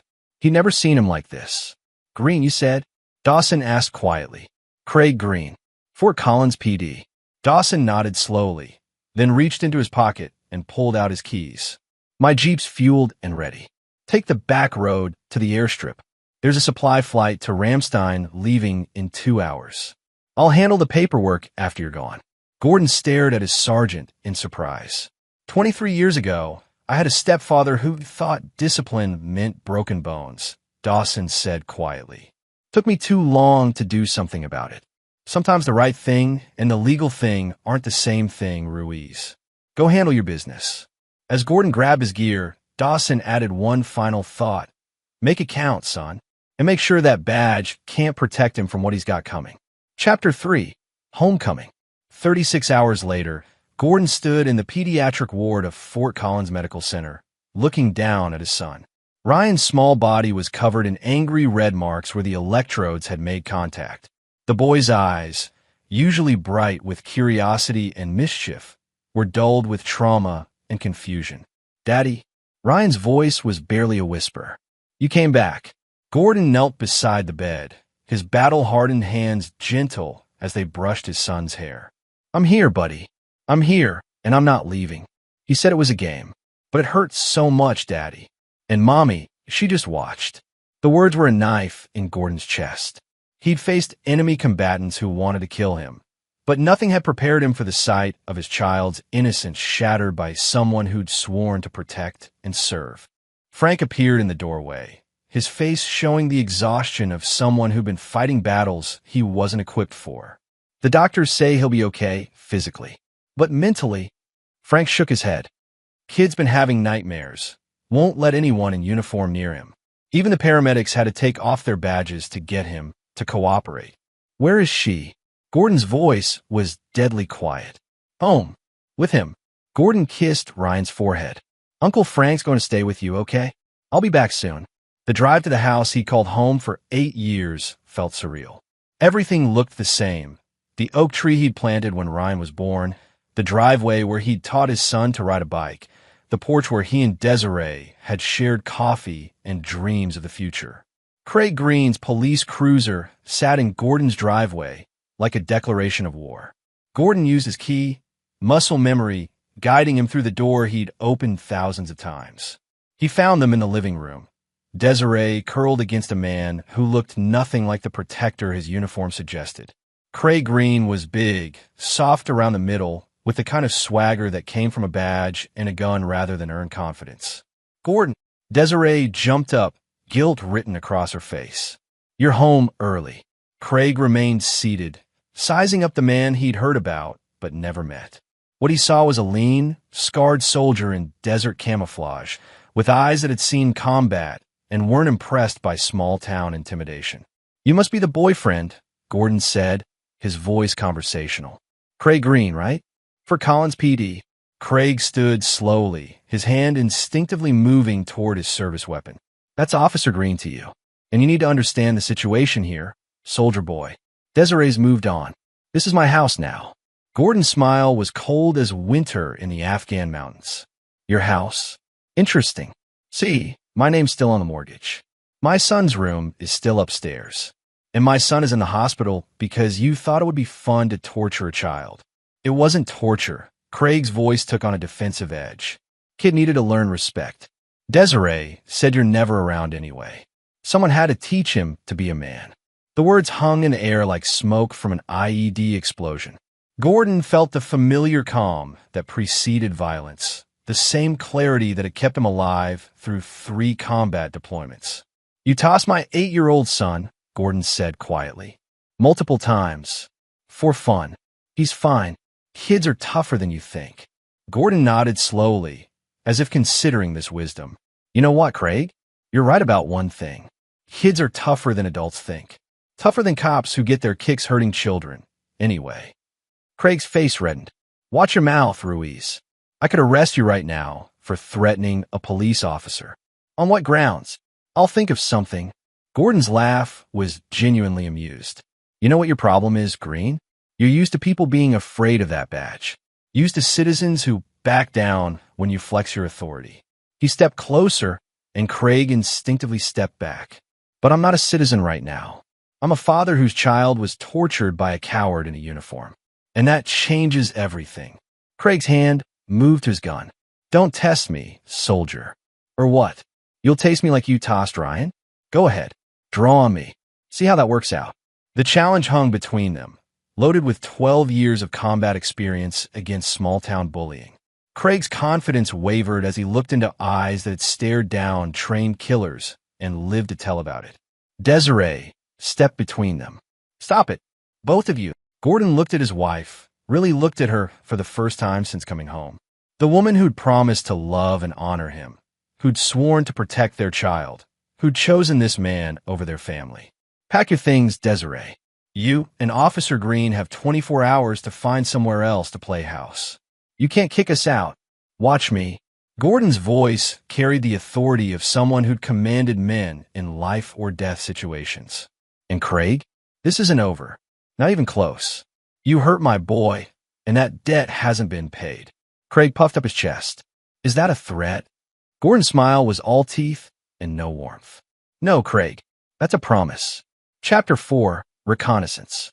Gordon had learned long ago that good intelligence was the foundation of every successful mission.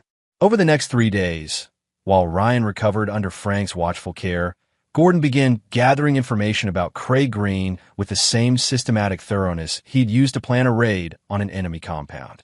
The Fort Collins Police Department was a small-town operation with 23 officers serving a population of just over 150,000. Gordon's first stop was Maureen's Diner, a local institution where cops gathered for coffee and gossip.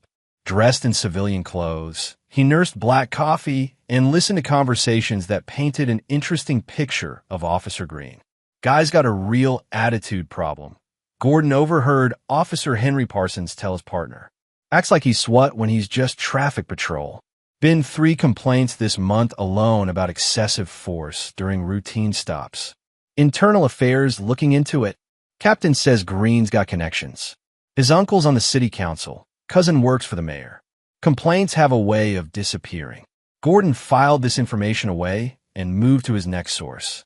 May Wood, who worked dispatch, had been Desiree's friend before the separation. Over lunch at a quiet cafe, Gordon learned more about Craig's pattern of behavior. Desiree seemed so happy at first, May said, clearly uncomfortable with the conversation. Craig swept her off her feet, you know. Fancy dinners, expensive gifts. But then what? She started making excuses, bruises she blamed on clumsiness, canceling plans at the last minute. And the way he talked about you, Gordon, like you were some kind of enemy instead of a deployed soldier serving his country. What about with Ryan? May's expression darkened. Craig didn't like that Ryan still talked about you all the time. Said the boy needed a real father figure, not some weekend warrior playing soldier. When Ryan would cry about missing you, Craig would get angry. Said crying was for babies. The picture emerging was of a man who used his badge as a weapon and his position to avoid consequences. But Gordon needed more than gossip. He needed actionable intelligence. That evening, Gordon visited an old Army buddy named Spencer McLaughlin, who'd left the service to become a private investigator. Spencer owed Gordon his life from a firefight outside Kandahar. And when Gordon explained the situation, Spencer's expression turned grim. Let me make some calls, Spencer said. I've got contacts in internal affairs departments across the state. If this guy's dirty, there'll be... 2 days later, Spencer delivered a file that made Gordon's blood boil. Craig Green had a history that the Fort Collins PD had carefully buried. In his previous job with Denver Metro, there had been 4 excessive force complaints, 2 domestic violence calls to his apartment, and a suspicious incident involving a suspect who'd suffered injuries during arrest that looked remarkably like torture. How does someone with this record get hired by another department? Gordon asked. Clean paperwork, Spencer explained. Denver was happy to see him go, so they wrote glowing references just to get him off their books. Small towns don't always dig deep when hiring, especially when the candidate has political connections. But the most damning information was recent. Spencer had uncovered a pattern of harassment targeting children of single mothers Craig had dated. 2 previous girlfriends had filed restraining orders after their children reported discipline that crossed the line into abuse. Both cases had been quietly settled out of court. This bastard got a type, Spencer said. He targets vulnerable women and their kids, uses his badge for intimidation, and has enough political protection to keep skating on consequences. Gordon studied the file, his tactical mind already working. What about his current status? Any ongoing investigations? Clean slate, officially. But there's rumbling in the department. Some of the younger officers don't like his methods, and there's talk that the new police chief might be less willing to look the other way. Who's the chief? Woman named Jacqueline Holland. Came up from Colorado Springs 6 months ago. Word is she's reform-minded, wants to clean house. But she's still feeling out the political landscape. Gordon nodded, already forming the skeleton of a plan. Craig Green had built his career on intimidation and political protection. But those same advantages could become vulnerabilities if the right pressure was applied in the right places. That night, Gordon sat in Ryan's hospital room, watching his son sleep. The boy's injuries were healing, but the psychological scars would take longer. Ryan had started flinching whenever someone approached too quickly, and loud noises sent him into panic attacks. I'm going to make this right, buddy, Gordon whispered. The bad man who hurt you is going to pay for what he did. Daddy promises. In Afghanistan, Gordon had learned that the most effective attacks came not from brute force, but from understanding your enemy's weaknesses and exploiting them with surgical precision. Craig Green had spent years building a fortress of corruption and political protection. It was time to tear it down brick by brick. Chapter 5, Psychological Warfare. Gordon's military training had taught him that the best battles were won before the first shot was fired. Psychological warfare could break an enemy's will to fight, turn allies into enemies, and create opportunities where none existed before. Craig Green was about to get a masterclass in military tactics applied to civilian life. The first phase began with seemingly random encounters. Gordon knew Craig's patrol routes, his favorite coffee shop, the gym where he worked out to maintain his intimidating physique. What Craig didn't know was that the new faces appearing as daily routine were all part of Gordon's carefully orchestrated campaign.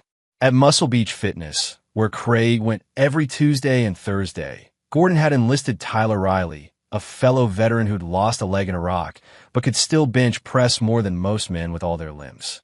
Tyler struck up casual conversations with Craig about law enforcement, gradually steering discussions toward excessive force and accountability. "Man, some cops give arrest a bad name," Tyler would say while spotting Craig's bench press. "Using tasers on kids? That's some sick stuff. Guy like that shouldn't be wearing a badge."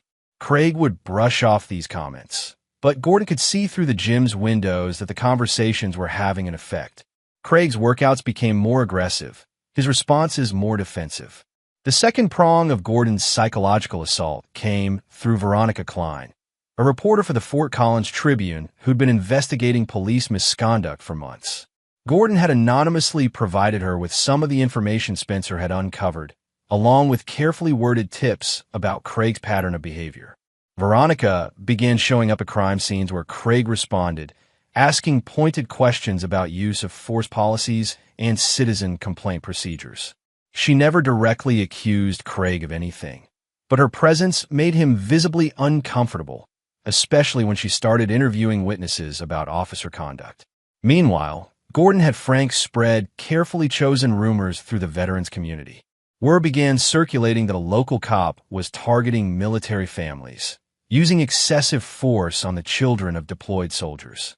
The story wasn't entirely accurate, but it contained enough truth to generate outrage among a community already suspicious of civilian authority.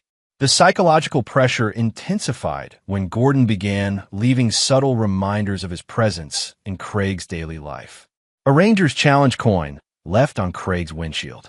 Desert camouflage duct tape wrapped around his home mailbox.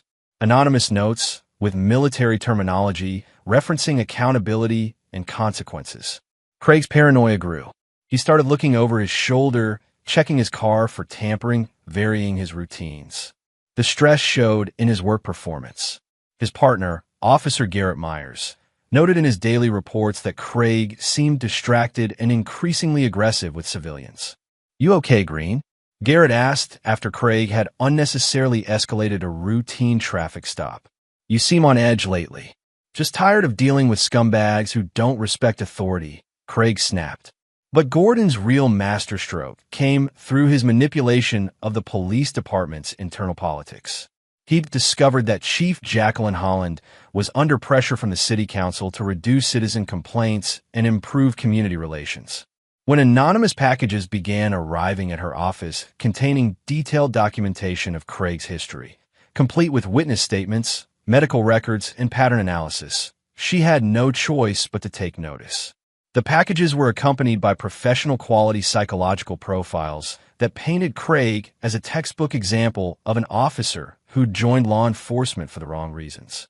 The analysis suggested that Craig's pattern of targeting vulnerable families indicated deep-seated psychological issues that made him a liability to the department. Gordon had learned in Afghanistan that the most effective intelligence operations were those where the target never realized they were under attack until it was too late. Craig Green was beginning to crack under pressure he couldn't identify or counter.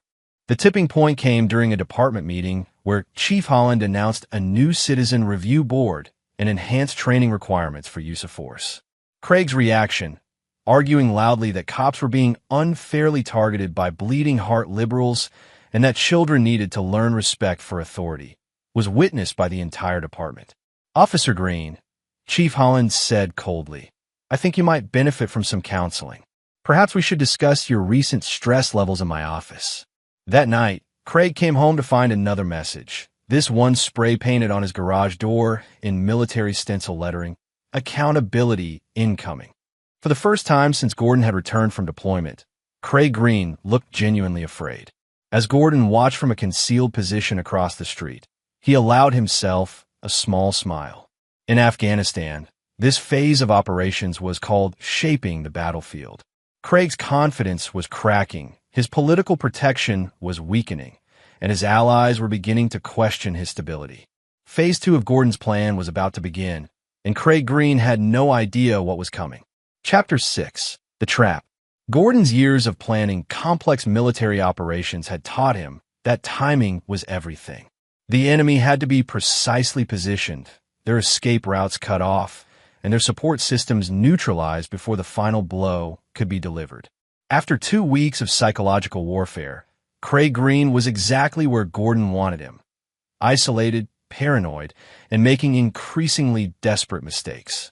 The opportunity Gordon had been waiting for came in the form of a domestic violence call on Maple Street.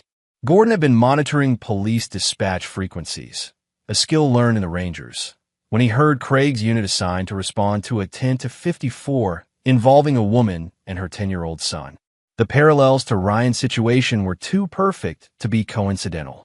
What Craig didn't know was that the call had been orchestrated by Gordon through an elaborate setup involving Holly Cruz, a social worker who'd become an ally after learning about Ryan's assault. Holly had coached Susanna Eddy, a single mother struggling with an abusive boyfriend, to make the call at precisely the right time when Craig would be the primary responder. Gordon positioned himself with a clear view of the Eddy residence, using surveillance equipment he'd borrowed from Spencer's private investigation firm. He knew Craig's pattern: arrive alone, establish dominance, and use excessive force under the guise of controlling the situation. Craig's cruiser pulled up at 8:47 p.m., just as Gordon had calculated. The officer approached the house with his usual swagger, hand resting on his taser. Through his surveillance scope, Gordon could see Craig's face, still showing the stress and paranoia from 2 weeks of psychological pressure. Susanna met Craig at the door, playing her role perfectly. She explained that her boyfriend had become violent when her son accidentally broke a lamp, and that she'd locked herself and the boy in the bathroom until the boyfriend left. It was a textbook domestic violence scenario that should have resulted in a professional, by-the-book response. Instead, Craig's first question was, "Where's the kid?" When 10-year-old Joseph Duncan appeared, visibly scared and clinging to his mother, Craig's demeanor shifted. Gordon could see the sick satisfaction in the officer's eyes as he looked at another vulnerable child in need of discipline. "Son, come here," Craig commanded, his voice carrying the same authoritative tone he'd used with Ryan. A man doesn't hide behind his mother when there's trouble. Joseph hesitated, and Craig stepped forward aggressively. "I said, come here, boy. Don't make me repeat myself." This was the moment Gordon had been waiting for. Using a military-grade directional microphone, he was recording every word of the encounter. Hidden camera Spencer had positioned earlier captured every angle as Craig grabbed Joseph's arm roughly and forced the boy to stand at attention. "Your mother called the police because she can't control you," Craig lied, his voice taking on the same menacing tone he'd used with Ryan. "Maybe what you need is to understand what happens to boys who don't listen to authority." Craig's hand moved to his taser, just as Gordon had predicted it would. The psychological pressure of the past 2 weeks, combined with his compulsive need to dominate children, had created the perfect storm. Craig was about to make the mistake that would destroy him. But Gordon wasn't content to simply document Craig's abuse. Phase 2 of his plan involved ensuring that Craig's actions would have immediate and devastating consequences. Unknown to Craig, Gordon had orchestrated the presence of multiple witnesses. Chief Holland was conducting a random patrol check in the neighborhood, having received an anonymous tip about potential misconduct. Veronica Klein from the Tribune was photographing a nearby community event and would be responding to the police scanner chatter. And most importantly, Officer Henry Parsons, the same cop who complained about Craig's methods, was positioned as backup, though Craig hadn't requested assistance. As Craig drew his taser and pointed it at Joseph, Gordon transmitted a pre-recorded emergency call on police frequencies. "Officer needs assistance. 1247, Maple Street. Suspect threatening child with weapon." The chaos that followed was exactly what Gordon had orchestrated. Chief Holland's vehicle rounded the corner just as Craig was advancing on the terrified boy with his taser drawn. Officer Parsons arrived simultaneously from the opposite direction, his dash camera recording everything.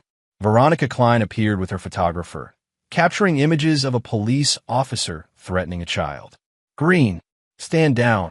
Chief Holland's voice cut through the night air like a command from a superior officer. Craig spun around, taser still in hand, to find himself surrounded by witnesses to his intended assault. The realization of his position hit him like a physical blow. He was caught in the act, with no political protection, no way to explain away what everyone had seen. "Chief, You were just about to assault a child with a weapon," Holland said, her voice deadly calm. "Drop the taser. Now." As Craig's career imploded around him, Gordon felt a cold satisfaction. This wasn't revenge, this was justice. Craig Green had finally been caught doing exactly what he'd done to Ryan, but this time there were consequences he couldn't escape. Officer Parsons moved to handcuff Craig, while Chief Holland comforted Joseph and his mother. Veronica Klein's camera captured every moment of Craig's humiliation as he was arrested by his own department. From his concealed position, Gordon watched the man who'd tortured his son being led away in handcuffs. But this was only the beginning. Craig Green's legal troubles were just starting, and Gordon had plans to ensure that justice would be thorough and complete. The trap had been sprung perfectly, and the prey had walked right into it. Chapter 7: The Reckoning. The arrest of Craig Green sent shockwaves through the Fort Collins Police Department and the wider community. Within hours, Veronica Klein's photographs were on the front page of the Tribune's website, showing a uniformed officer threatening a child with a taser. The headline read, "Police Officer Arrested for Child Endangerment."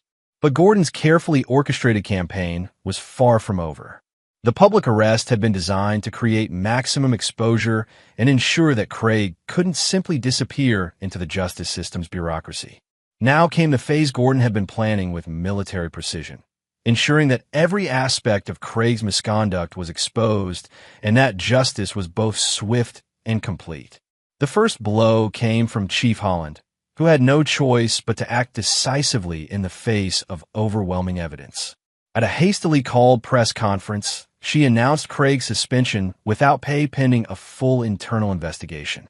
But Gordon had anticipated this standard bureaucratic response and had prepared additional pressure points.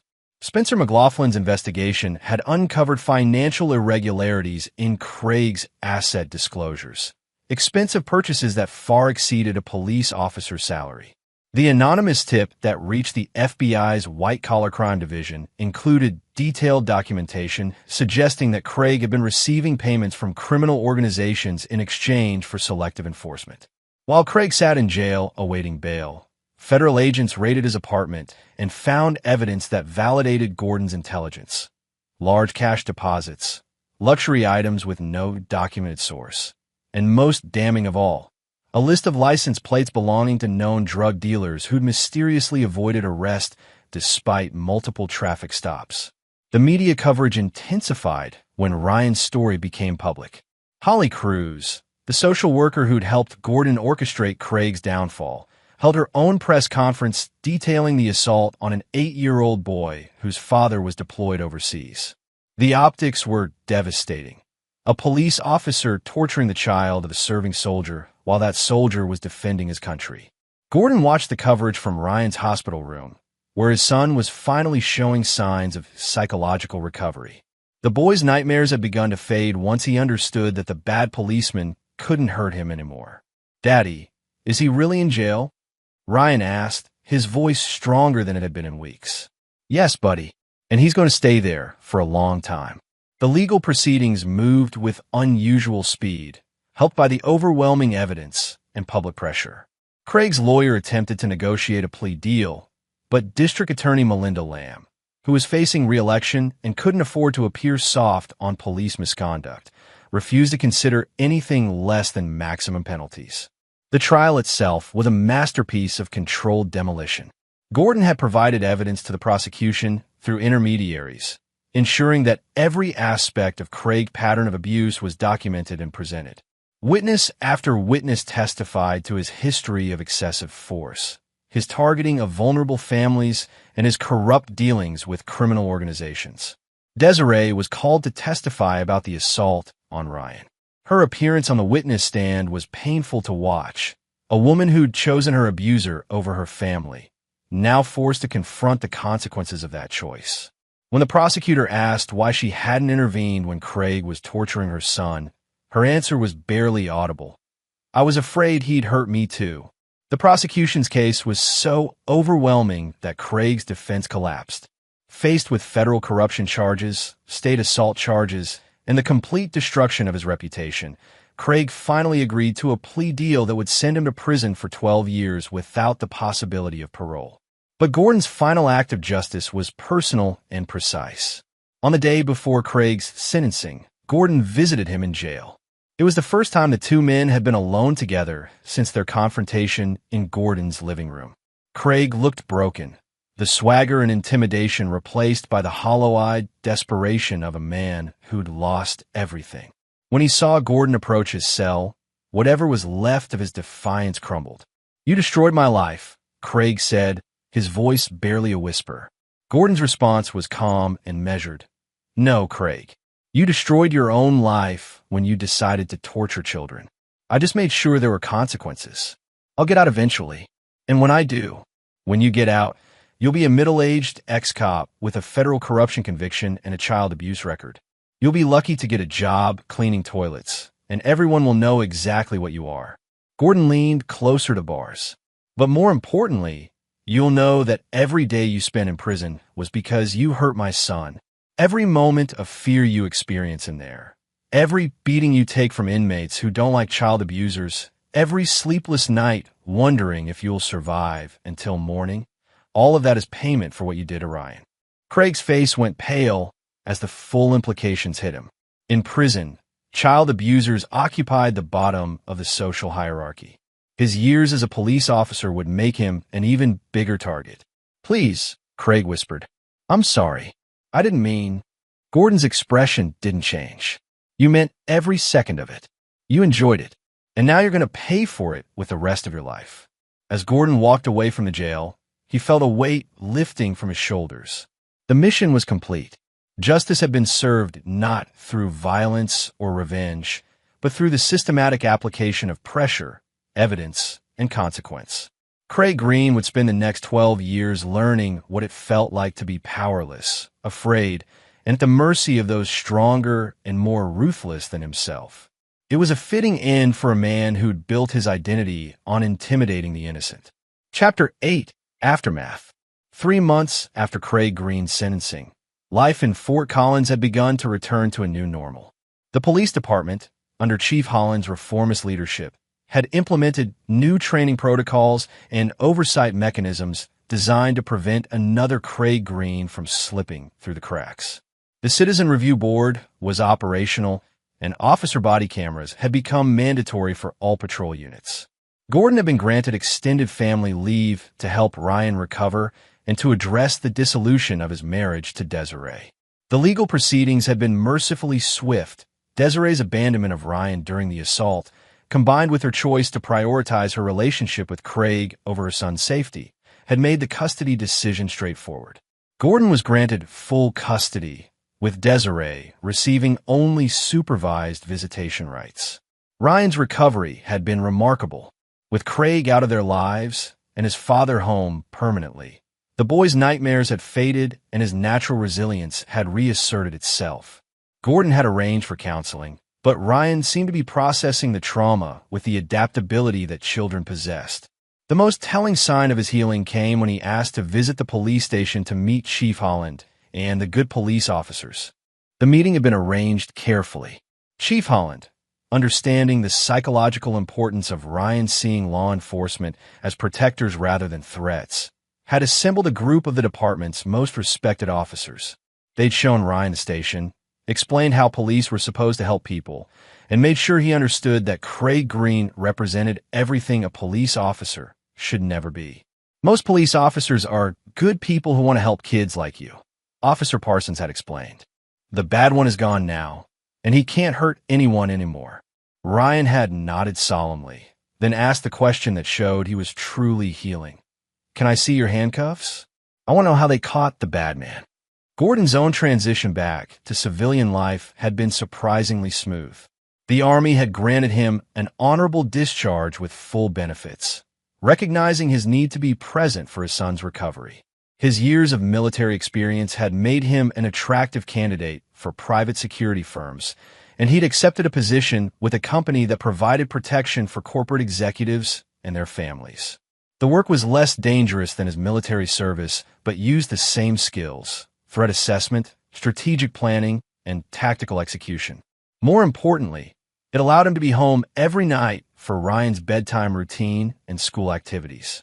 Frank had become a constant presence in their lives, stepping into the role of supportive uncle with enthusiasm.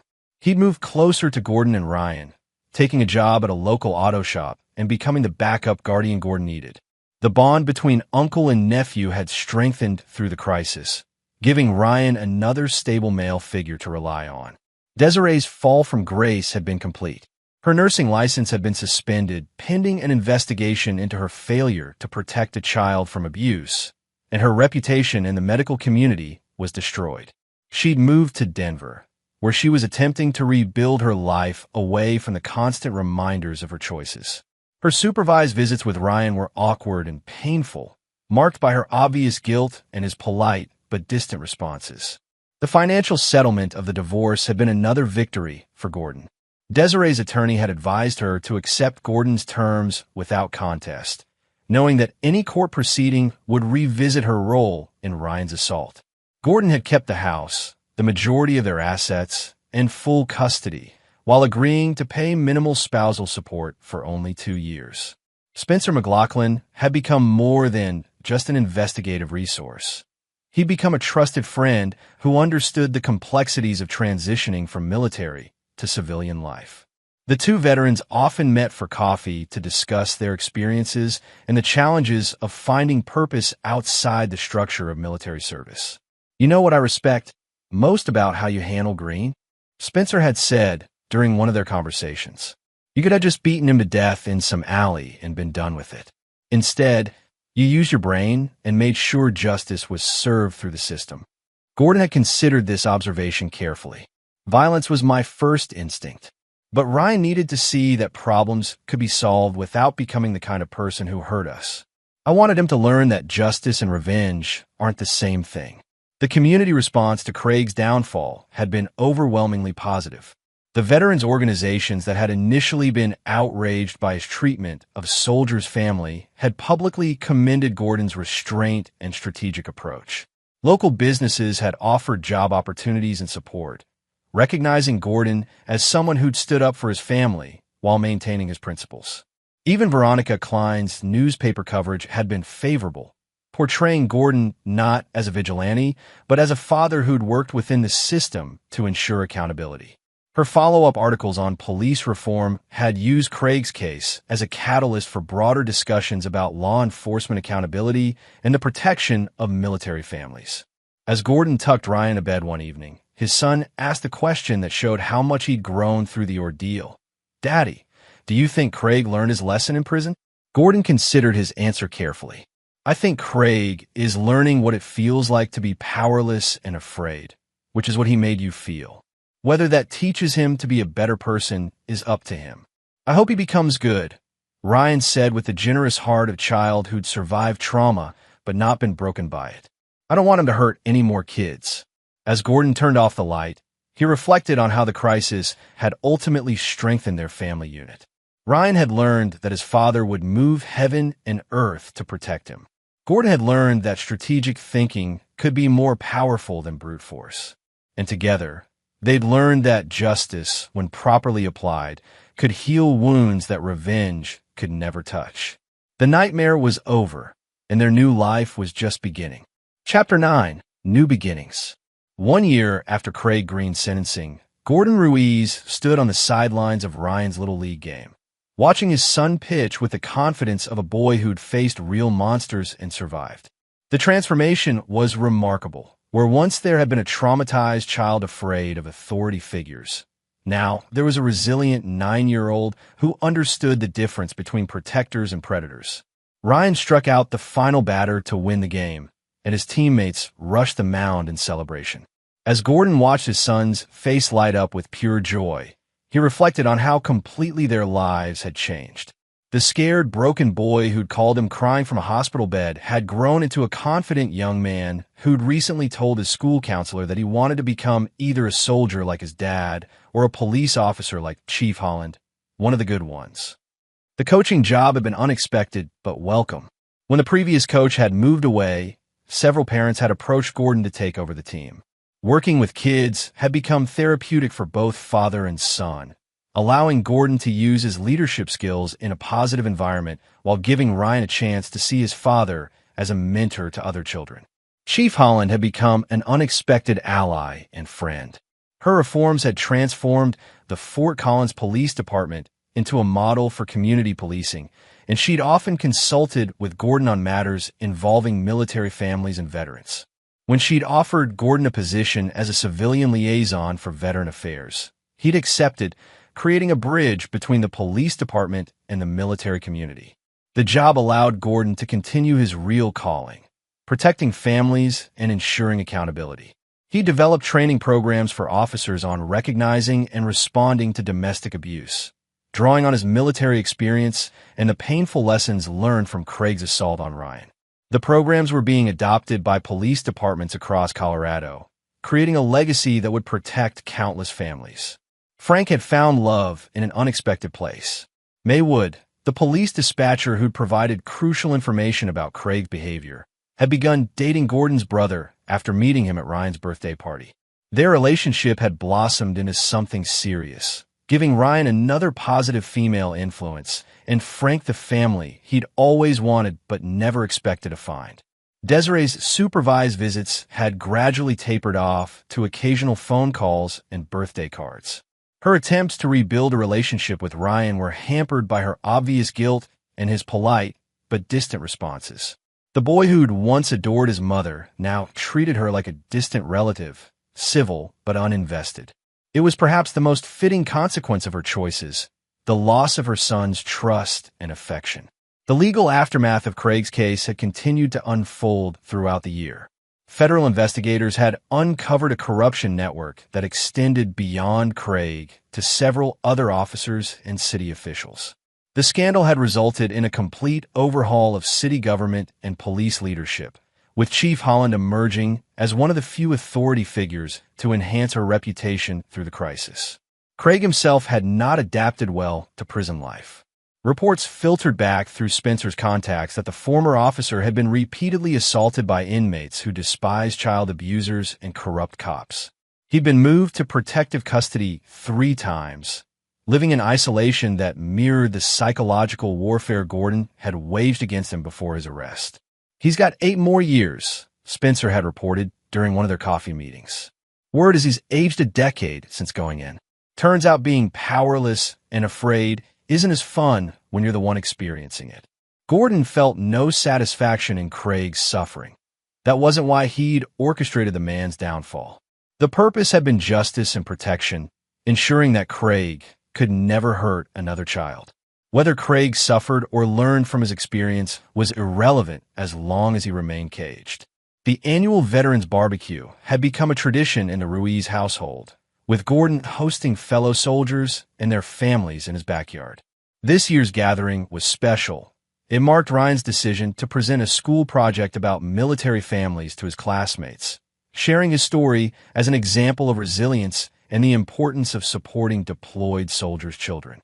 As Gordon watched Ryan confidently address the crowd of veterans, he marveled at his son's strength.